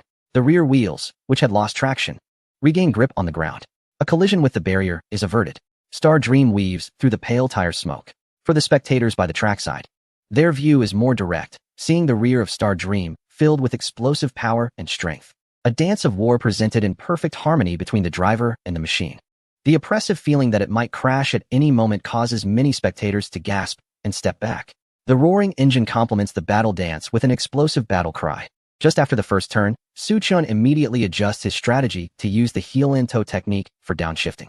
As he presses the brake with his right foot, his heel adds throttle while his left foot controls the clutch, maintaining engine RPM to prevent the rear wheels from locking up and losing control. As he entered the second left turn, he adopted the conventional slow-in, fast-out line, controlling the car's posture at the apex. Despite the minimal breathing space between the second and third hairpin turns, his maneuvering allowed the car to maintain its speed, with stability akin to that of entering a corner in a straight line. The Scandinavian flick technique is usually only employed in the first turn, as continuing to use it in subsequent turns carries significant risks. A top driver once stated that without top-tier techniques and high-performance vehicles, one should simply transition smoothly through the second turn. Using a modified version of the pendulum drift does not imply inferiority. Rather, it reflects wisdom and rational thinking. If executed to perfection, it can be just as effective as the theoretically ideal pendulum drift. There might be a hint of comfort in that, but Suchun is self-aware. His greatest strength lies in knowing who he is, what he should do, and how much he should do. Wow, the angle of this third hairpin is terrifying, exclaimed Xingming ahead. Suchin's gaze remained calm, with a slight smile at the corners of his mouth. During his pre-race study of the track, he had already noticed that the angles of the 3 consecutive hairpins in the Urban Championship were not the same. Each was sharper than the last. This meant that the difficulty for drivers increased geometrically with each turn. Even if one successfully navigated the first and second turns using the Scandinavian flick, there's a possibility of crashing into the barrier at the third turn due to inadequate technique or vehicle performance. This was why he ultimately chose to play it safe. The most dangerous third right turn was approaching. Handbrake drifting? Brake drifting? All of that was tossed aside. The upcoming hairpin was a level 1 turn. And with Xingming's current speed of around 180 kilometers and the corner's attributes in the 60s, slamming on the brakes and drifting in a level 1 turn would be reckless. Fortunately, before entering the third turn, he had already positioned Xingming tightly against the inner lane. At this moment, his operational space and margin for error were maximized. Given the situation, using the trailing steering technique was the only option. He murmured softly, speaking professional terms that Xingming could barely comprehend. The trailing steering technique only slightly controlled the rear end's outward swing, utilizing rear wheel slip to assist with steering. Compared to wild drifting, this technique was much more stable and controllable. The steering wheel in Suchin's hands moved not in wild swings, but with the precision and elegance of a conductor's baton. A slight outward swing of the rear, combined with precise throttle control, kept Xingming's rear wheels at the grip threshold. These maneuvers seemed complex and slow, but they were completed in just a few seconds. At the moment the front of Xingming slipped out of the corner, the car was already parallel to the straight sprint track. Everything was just right, perfectly under control. Although he didn't execute the Scandinavian flick flawlessly, the precise trailing steering ultimately eliminated the need for correction while cornering. This was the most suitable approach for Xingming. After all, there was a 5 reduction in corner correction effectiveness. Suchun let out a breath, a relaxed smile gracing his lips. Perhaps this is the difference between a tuner and a racer. Those wild individuals are more reckless, driven by muscle memory and intuition. The tuner, on the other hand, is accustomed to precise and complex work. He is more rational, preferring analysis and calculation, and is more concerned with protecting the car. Although there is still a significant gap between his calculations and those of top drivers, he has begun to take shape. Full throttle, exiting the corner. Gradual full throttle. Roar. The engine emits a gradually rising growl as the car bursts out of the turn like a wild stallion. Oh, go go go. She is unaware of the technical skills Suchun displayed during the rapid cornering. All she knows is that working with Suchun feels comfortable and reassuring, unlike the sense of hesitation that Wang Tingting gave her. Click. At the moment they passed the speed trap at the corner, An astonishing cornering speed flashed on the electronic screen, 178 kilometers per hour. After a brief silence, the crowd erupted. Audience friends, this is incredible. I can't believe it. The commentator stammered a bit. He had anticipated that Su Chun and Xingming would slow down, thought there might be an accident, or even imagined they would greatly reduce speed to execute a pendulum drift. But he never expected Su Chun would tackle the 3 hairpin turns one by one, showcasing different techniques for each corner, all executed with great skill. To be honest, I'm just a commentator for urban championships, and my professional skills are somewhat lacking. Just now, I could only identify the first segment as a classic pendulum drift. As for the second and third segments, I truly couldn't tell what techniques were used. He humbly shook his head and then thrust the microphone toward the bearded old man in sunglasses beside him. Now, let's invite our 5-star track analyst, Mr. MacArthur, to interpret this for us. MacArthur frowned and moved the microphone slightly away, clearing his throat. If I'm not mistaken, for the second segment, the driver likely used the heel and toe technique in a slow in, fast out strategy. The so-called slow in, fast out means entering the corner at a lower speed to ensure the stability of the car, and then gradually accelerating after the apex to exit the corner at a higher speed. This strategy requires precise control of the car's weight transfer and tire load at the apex. The third segment involves trail braking throttle control, one of the most advanced cornering techniques. At this point, MacArthur's expression became serious. This technique no longer relies on aggressive oversteering, but instead requires precise calculation of the optimal braking point. The choice of the turning point is more accurate, aiming for a single, smooth execution. This maneuver demands a high level of skill, requiring the rear wheels to lose just a bit of grip, but not completely lose control. It also requires delicate throttle adjustments to control the degree of rear wheel slip. Seeing the bewildered expression on the commentator's face, he couldn't help but roll his eyes. A host is just a host. All they do is shove a microphone in his face. To put it bluntly, this is a sophisticated micromanipulation technique that is no less challenging than the Scandinavian flick. The 22nd contestant did not aggressively implement the common view of the Scandinavian flick on the series of tight turns, but instead broke down the 3 hairpin turns to ensure stability and safety while maintaining speed through the corners. He gazed at the screen, where a white phantom was racing ahead, and couldn't help but marvel. This is a contestant who is not only skilled but also very clever. Which is more important, a flexible mind or technical skills? MacArthur thought silently. When he was a child, racing techniques had just exploded under the legacy of the Star God. Back then, technique was paramount. But now, after a century of development, the technology has basically reached saturation. Although new racing technologies are still being developed, they are only making slight modifications to the original techniques inherited from the Star God, at least in his view. In today's era, a flexible mind has more advantages than mere technical skills. Chapter 44, Concerns, Combined. In the audience, some said the organizers were putting on a show, while others felt confused. After all, maintaining a smooth and high cornering speed of around 180 kilometers per hour through these 3 tight turns is exceedingly rare. However, more spectators remembered the names Su Chun and Xingming, recognizing this underestimated duo. That mech girl is called Xingming, right? Does anyone have her poster? Wow, she's a catgirl type. Among the catgirl type mechs, 99 out of 100 perform poorly. Su Chun must have struck gold. So envious. TCH, when the Star God opens 2 windows, they must close a door. Perhaps this mech girl is not only temperamental, but also aloof. A sour voice chimed in. Aloof is one thing. But what if you encounter one of those 1 in a million fake girl mechs? TSK. The dark rats in the sewers really only know how to gossip behind backs. Queen's cold voice rang out. Unfortunately, Xingming is not only very gentle and soft, but also warms her driver's bed every night. Are you envious? You should be. Someone like you will never have a mech girl like that. Just keep licking the filth in the sewers. Her voice was neither loud nor soft, but it was enough to resonate across a large section of the VIP seats. The driver who was mocked turned dark and stood up with his neck stiffened. Pointing at Queen. Who are you? What we discuss is none of your business. Queen lifted her chin, a playful smile curling at the corners of her mouth. It had been a long time since she had had a satisfying verbal spar. Her mouth was indeed a bit lonely. However, Jessica had already anticipated this, stepping in front of Queen and showing her identification to that person. Sorry, you have disrupted our mech girl. Please return to your seat immediately and remain quiet. The driver still wanted to say something. Upon seeing the work ID of the night voice, which resembled an assistant's ID, her face turned pale and she sat back down, falling silent. Indeed, such IDs could be forged, but the person sitting right at the front of the VIP section could only be a genuine member of the night voice. After all, anyone who could sit there wouldn't dare to forge such an ID. If caught, it would only bring trouble to their club. Jessica, you shouldn't have stopped me. You're kind of getting in the way. Queen sat back down, still feeling troubled. but she didn't say anything further. Jessica chuckled awkwardly and said, "By the way, Queen, how do you know Star Dream has a gentle personality and will warm the bed for the driver?" "Just a guess." Queen replied, her expression unchanged, but her fingers tightened a bit. She shot Jessica a glance and said, "You have a lot of questions. Are you in elementary school?" Jessica thought to herself, well, she shouldn't provoke this lady. Breaking point, we just tackled the hairpin turn. Our performance was great. We totally exceeded our usual level. In the rest area before the gravel road track, Lin Haijun took a sip of mineral water and swallowed another painkiller. Right now, his headache was from nerve pain, not an injury, and he could only rely on painkillers until he recovered. If it weren't for the headache, he wouldn't have come to the rest area. After all, the city championship schedule wasn't long, and this rest area was usually just for show. Very few competitors chose to take that 3-minute break, as it significantly affected the state of the driver and the machine.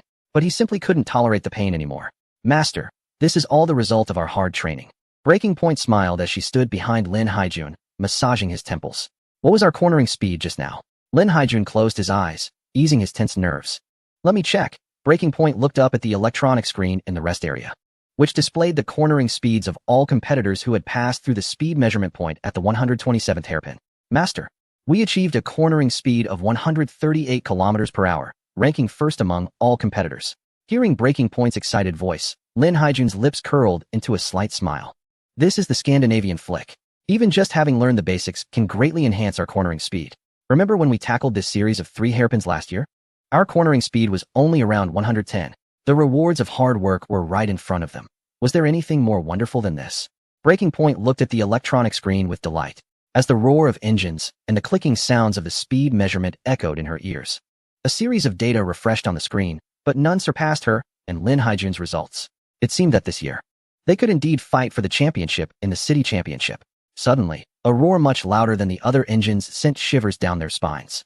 With the clicking sound of the speed measurement, a new set of data refreshed on the screen, and Breaking Point pressed Lin Haijun's temple harder. "Ah!" Lin Haijun screamed as he toppled off the chair. "Breaking Point, why did you suddenly use so much strength?"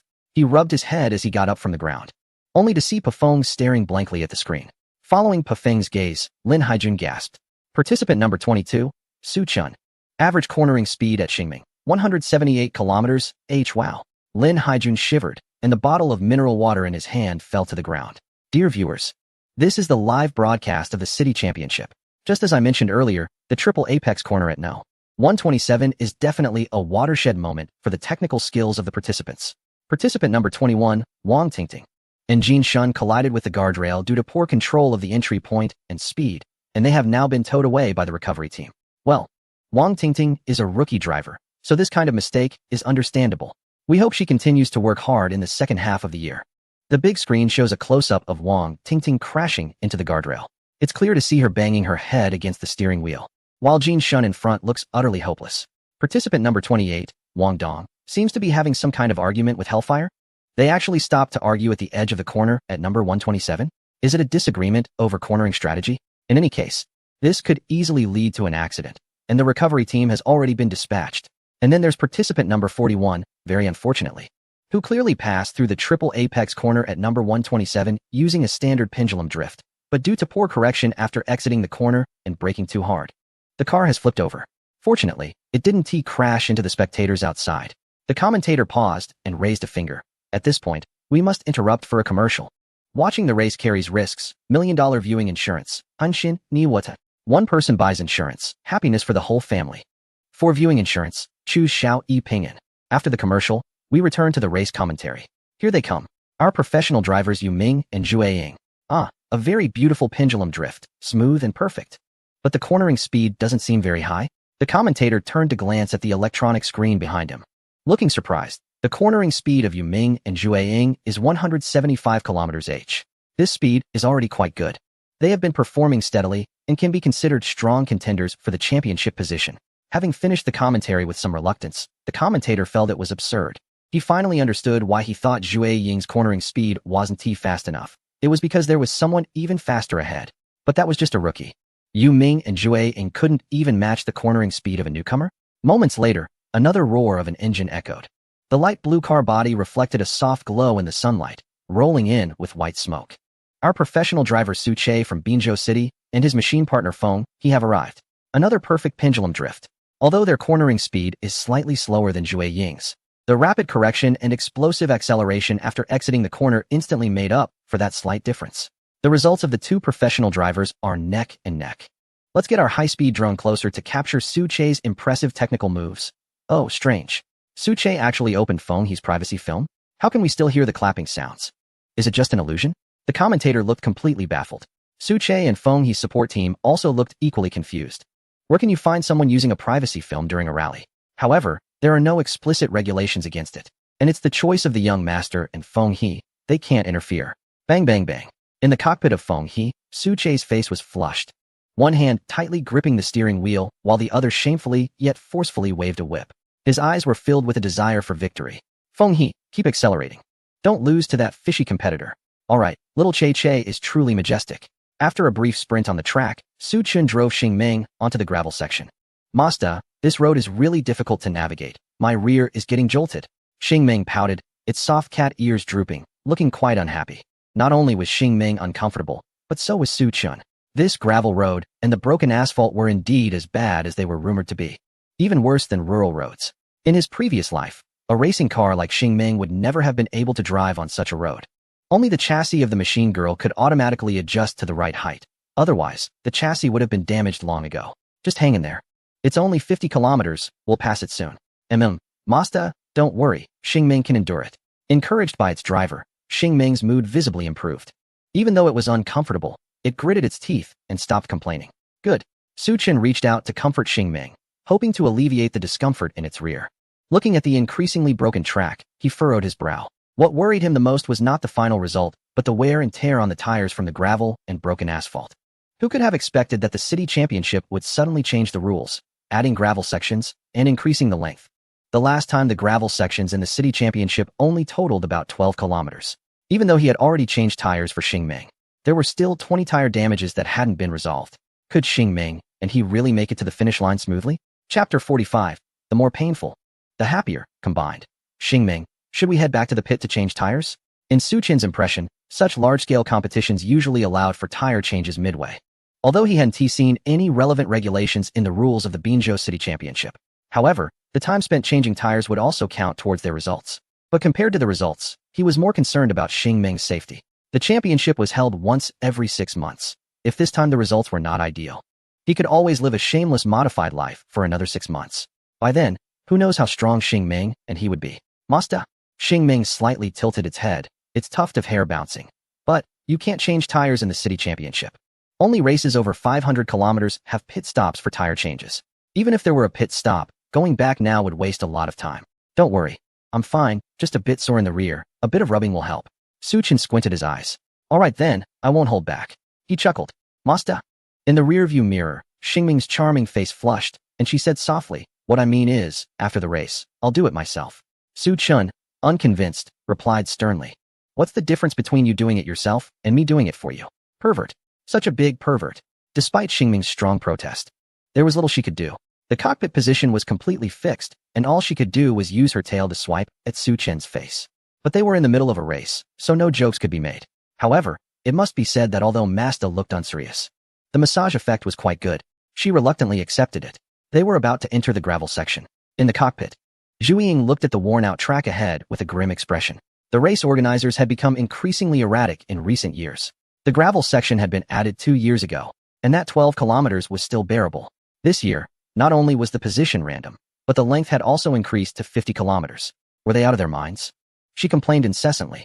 After running such gravel roads, her back and feet would hurt for quite a while. If she finished this 50 kilometers today without any maintenance, she estimated she would be lying in bed for a week. Zhu Ying hesitated, then said, actually, I could help you with your legs or back to relieve some pain. Though it was inconvenient to massage her legs now, what do you want to do? Zhu Ying exchanged a cold glance with Yu Ming through the rearview mirror. Trying to take advantage of me, huh? Yu Ming flashed a flattering smile. Oh, am I that kind of person? Last night, your hands were not very honest. Did you think I didn't know? Zhu Ying scoffed, silencing Yu Ming with one remark. She continued, if we lose to that big but of Feng He's today, from now on, I'm sleeping in the bedroom, and you're on the couch. No, please. It's cold at night alone. If you keep talking nonsense, you'll sleep by the door. They entered the gravel section.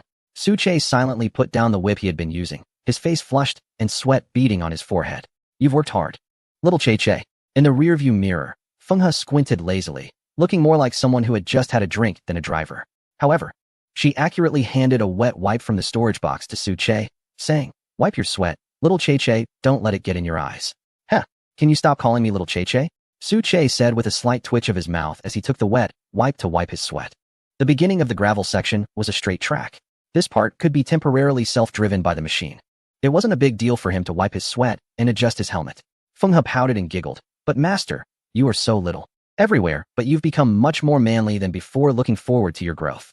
This was supposed to be encouraging, but Su Che blushed a little more upon hearing it. Entering the gravel section, he thought there was no need for motivation, so he quickly changed the subject. Yes, amidst the crunching and bumping sounds, there was a clear sense of enjoyment in the gentle voice of Fenghe. "The master knows, I really love this rough road. The rougher the road, the more excited I get, and naturally, the faster I go." As soon as she finished speaking, Fenghe's speed on the gravel road, which had already been steady, began to climb again. This road, which was painfully challenging for all the machine girls, seemed to be a reward for Fenghe. Su Che let out a sigh of relief. No need to urge her further, it was too torturous, and he was just catching his breath. Dear viewers, the race has progressed through 2/3 of the distance, and most contestants have entered the gravel road segment. It is evident that this year, the league committee has lengthened the gravel road for the urban championship, which poses a severe challenge for all participants. Turkey Brother passed the microphone to MacArthur, who continued. The gravel road tests not only the performance of the machine girls, but also the skills of the drivers. The loose surface leads to continuous changes in tire grip, making it difficult for drivers to accurately perceive the vehicle's status, requiring quicker reactions and more precise throttle and steering adjustments. Before he could finish, Turkey Brother snatched the microphone back, followed by a burst of enthusiastic cheers. Viewers, the situation has changed. While all the contestants' speeds have decreased by 20 to 30 on the gravel road, one contestant's speed has remained relatively stable. That is our star from Binzhou Xingguan Club, the T3 ace Su Che and his machine girl Fenghe. This is incredible. Could it be that Su Che's machine girl Fenghe feels no discomfort on the gravel road? If that's the case, then the 50-kilometer gravel course is essentially a personal showcase for Su Che and Fenghe. They could easily overtake the slightly leading professional duo, Yuming and Zhuing, within these 50 kilometers. As Turkey Brother finished speaking, the audience began to cheer wildly. Clearly, even as the ace of Team T3, Su Che and Fenghe had immense popularity in their home ground of Binzhou, especially with Su Che's delicate and refined appearance combined with his aloof and cold poker face. It was a physiological knockout for certain female fans. "Brother Ming, that guy Su Che is catching up, so fast." "What?" Hearing the voice from the intercom, Yoming's expression changed drastically, and he hurriedly asked, "How much am I leading him by?" 6 seconds. "No, it's only 5 seconds now, he's closing in fast." "What the hell?" Yuming felt a darkness before his eyes, utterly confused. There was no doubt that Su Che was his biggest rival in this race. He knew that this 50-kilometer gravel road was also an opportunity to widen the gap. Yet instead of creating a lead, he was being caught up by Su Che. What on earth was going on with Su Che and Fenghe? He instinctively glanced at Zhuiying. He saw that Zhuiying's racing suit was already soaked with sweat, the tight fabric outlining her graceful curves. But he had no mood to appreciate the beautiful scenery. All he felt was sympathy. Because Zhuiying did not like this type of track, she must be struggling. She was doing her best to keep her performance from being affected by the track and her physical discomfort. This was already her limit. From the moment the Shadow Chaser contract began, he knew that Shadow Chaser was a machine girl with a tenacious character. She wasn't afraid of hardship or exhaustion. Even on this rocky track, she wouldn't complain much, maybe just a couple of grumbles. But what were Su Che and Fenghe doing? The worse it got, the faster they ran. Were they masochists? "Master, keep it up."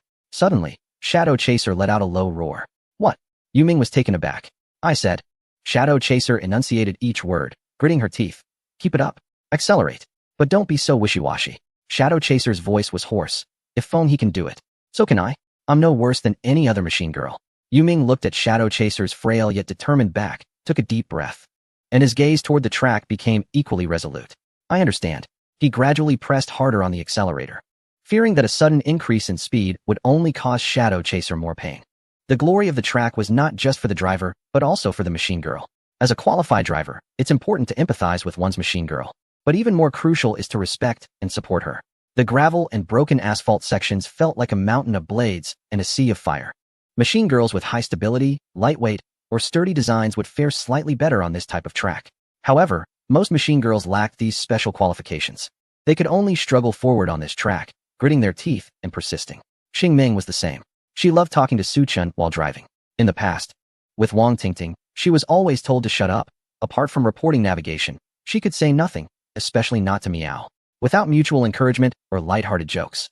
It felt like being a cold tool or machine. After being with Su-chun, she gradually returned to her lively self, as he never minded her talking too much. However, since entering the gravel section, Xingming hadn't spoken for a long time, and sometimes, when encountering significant bumps, her shoulders would tremble. Su-chun looked at the girl's slender shoulders, filled with worry. Xingming, how's the tire wear now? Master Xingming lowered her head, her voice trembling. The tire wear. It's currently at 20%. Just 20%. 20%. Su-chun was startled. This level of tire wear was already quite high. Before entering the gravel track, it was under 10%. There were still 10 kilometers to go. At the current rate of wear, it should be fine to reach the end of the gravel section. After that, he could control the speed and cornering a bit more to avoid excessive tire-burning moves. Maintaining this until the finish line shouldn't be a problem. However, Su-chun didn't know. Xingming was lying. Only she knew the truth about the tire wear. It wasn't 20%, it was 25%. Generally, when tire wear reaches 30%, there's only a thin layer left. At this moment, it's necessary to change the tires. When the wear reaches 40%, there's barely a layer left, and the rims will start to get damaged. When the wear hits 50%, it means the tire lips have completely worn away, leaving only the rims in direct contact with the ground. Any further tire wear will be entirely based on the wear of the rims. It's like a person running barefoot on the ground at a reckless speed, which can definitely lead to injury. Xingming knows how much Su-chun cares for her. During the underground race in the city, Su-chun had considered pulling over and abandoning the race. If she reveals the actual tire wear to Su-chun now, he would surely calculate and wouldn't let her continue racing. Master, I'm sorry. Xingming gazed at the track, biting her lip, filled with regret. I'm not trying to deceive you. I will take good care of you. She understands her condition better than anyone else. She knows exactly when she might encounter issues. And when that happens, she will never let Su-chun get into danger. As they exited the last bend of the gravel track, Su-chun didn't rely on the handbrake or brakes to drift, but instead used a basic Scandinavian tail slide in mid-speed gear, slightly turning towards the outside of the bend. He briefly released the throttle to shift Xingming's weight forward, increasing the front wheel grip. This way, there was no need to brake, avoiding additional tire wear from locking up. Xingming, the last turn. The track ahead is straightforward, and the finish line is close. Su-chun encouraged her while smoothly turning the steering wheel towards the inside of the bend. Xingming's car shifted weight sideways, guiding the rear to slide. This gentle drift hardly raised much tire smoke on the track, but the speed remained high, partly due to the relatively easier difficulty of the bend. As they approached the corner, Su-chun smoothly straightened out, and Xingming's 4 tires gradually regained grip, successfully exiting the gravel section. Entering the normal racing segment, Xingming visibly relaxed. Su-chun noticed that her racing suit was completely soaked, with droplets trickling down her elbows and thighs. The machine girl doesn't sweat. Instead, like regular race cars, she expels water vapor. The scent of this vapor partly relates to the nutrient liquid she consumes. For instance, Su-chun now smells a refreshing blend of plum and lemon, mixed with a hint of milk candy that Xingming naturally emits. Since the way machine girls expel water vapor during races closely resembles human sweating, over time, it has been widely accepted as their form of sweating. Finally, they had escaped that devilish track. Xingming stretched her stiff body. Her pale face lifted as she smiled sweetly at Su-chun in the rearview mirror, then shook her ears in distress. I'm soaked, my fur is wet, and it feels so sticky. Master, I need a big wash when we get back. Of course, I'll take you to a professional maintenance shop. Su-chun readily replied. Throughout the race, Xingming was undoubtedly the most exhausted, while as the driver, Su-chun felt tired too, mainly from mental fatigue. The professional maintenance shop? A glimmer of longing flashed in Xingming's big blue eyes, but would it be too expensive? She had never been to a professional maintenance shop since her inception. Wang Tingting didn't take her, saying that a single maintenance session would cost 3,000 to 4,000. She said that someone like her could recover on her own slowly, especially since she didn't often participate in races. I am a tuner. Su-chun pinched Xingming's rear playfully. I'm not short on money. Su-chun was also lying.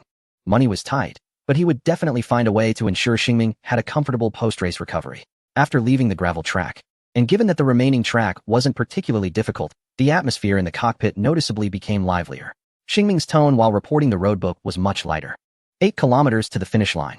Su-chun glanced at the fleeting road sign and asked again, Xingming, what is the current tire wear level? Meow, let me check. Xingming closed her eyes to feel it, and when she opened them, there was a clear hint of panic in her gaze. She wasn't very good at hiding her emotions and could only lower her head, saying sheepishly, the tire wear is still okay. It's only 25. I feel like reaching the finish line won't be a problem. 25? That's quite risky. Su-chun leaned back in his seat and took a deep breath. Thankfully, he had previously put a set of durable tires on Xingming, reducing the original 40 wear down to 20. Otherwise, they would definitely be in trouble now. 2 kilometers to the finish line. Suddenly, Xingming let out a muffled sound. Su Chun was startled, but ahead was a jump on an incline, and at that moment, Xingming's steady voice rang out. Master, 200 meters ahead, jump, pay attention to the landing slope, take the right turn at level 3, anticipate the apex, and pass through at medium speed. Su Chun didn't have time to think much, leaning slightly forward, adjusting his hands on the steering wheel to the standard 9 and 3 positions. 100 meters. Su Chun noticed a signal light flashing on the right after the slope. It was likely that a competitor had an accident there and hadn't moved their car yet. He immediately shifted to the left lane. The speed stabilized around 200 kilometers per hour. 50 meters ahead, he took a deep breath, slightly lifted the throttle to shift the car's weight forward. 3, 2, 1. Counting down in his mind, the rising slope was right in front of him. Su Chun ensured the wheels were aligned, and Xingming charged up the slope. As the front of the car touched the edge of the slope, Su Chun made his final adjustment to the throttle. The world went quiet for a moment, and Xingming's car soared into the air. The familiar sensation of weightlessness hit, and Su Chun saw a machine girl with her chassis facing the sky near the right barrier after the slope. A group of support machines were dragging her off the track. Master, the posture is tilted to the right. Xingming suddenly called out. Before her voice fell, Su Chun had already adjusted the steering 5 degrees to the left with his left hand while slightly tweaking the throttle. The hovering car body immediately adjusted its posture. This scene filled Xingming's eyes with awe. In fact, Su Chun didn't even need her to remind him just then. Every second in the air felt elongated. Su Chun locked his gaze on the landing area, slightly increasing the throttle to keep the car's front at an ideal angle. At the same time, he adjusted his body, muscles tensing in preparation for the impact. His left foot hovered over the brake, while his right foot was ready to control the throttle. Bang! The 4 tires made contact with the ground almost simultaneously, accompanied by the dull compression sound of the suspension system. There wasn't much impact felt. This is the difference between a mech girl and an ordinary race car. In terms of driving experience, no real vehicle can compare to a mech girl. Master, steady landing. Xingming's voice trembled, like a brave child getting a shot, clearly painful but gritting their teeth to endure it. Su Chun was focused on the track and didn't notice. Ahead was a sharp right turn. He regained control of the throttle with his right foot, and the speed quickly picked up. The same Scandinavian basics kicked in for a drift. This was the last corner of the city championship.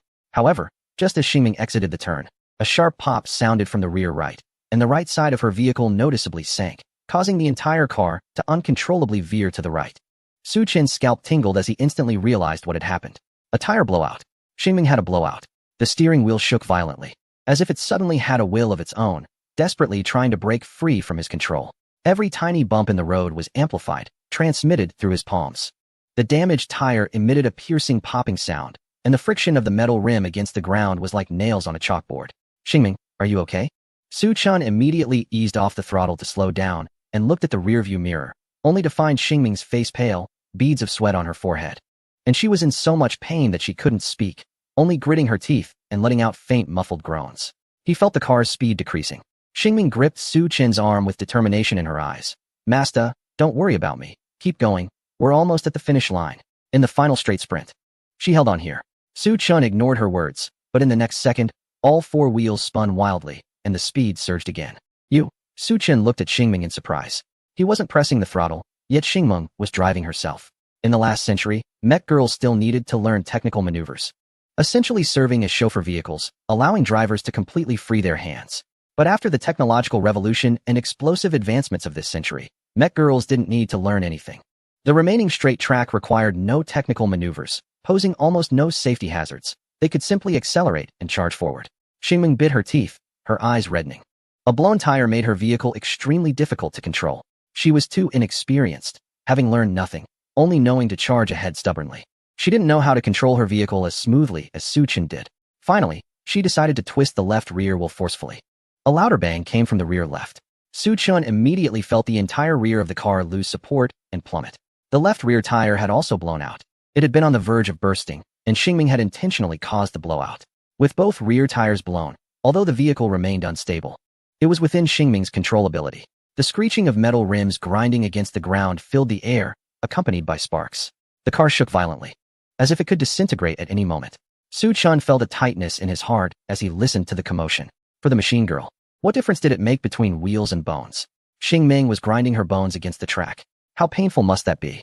From her pale lips and forehead dripping with sweat, One could already see a glimpse of it. Stop the car, Su Chen yelled, slamming on the brakes.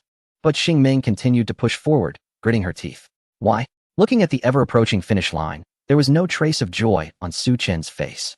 It was because the girl in front had a forced smile on her face. Masta is worth it. Masta has always taken care of me. So I don't want Masta to have any regrets. I want Masta to know, to let everyone know, that Masta's choice was not wrong. I am not inferior to any machine girl, Xing Ming almost shouted. Her voice, though laced with a faint cry, carried an unprecedented determination. That obsession and resolve burned like a raging fire. It seemed that even the pain of being crushed could be completely consumed by the flames. 100 meters to the finish line, the two rear wheels were almost ground flat, worn down by half. Masta, I'm sorry, meow. Xing Ming mumbled in a daze. Her voice was so quiet it was barely audible. She was in so much pain that speaking made her gasp and tremble. Yet she still remembered to reassure Su Chen, using her last bit of willpower to push forward. This time, I'm going to be willful. Xing Ming smiled at Su Chen, playfully saying, I just want Masta to win. In the driver's seat, Su Chen stared blankly at the unconscious Xing Ming, whether it was the skills of a top modifier from his previous life or the various awakened talents.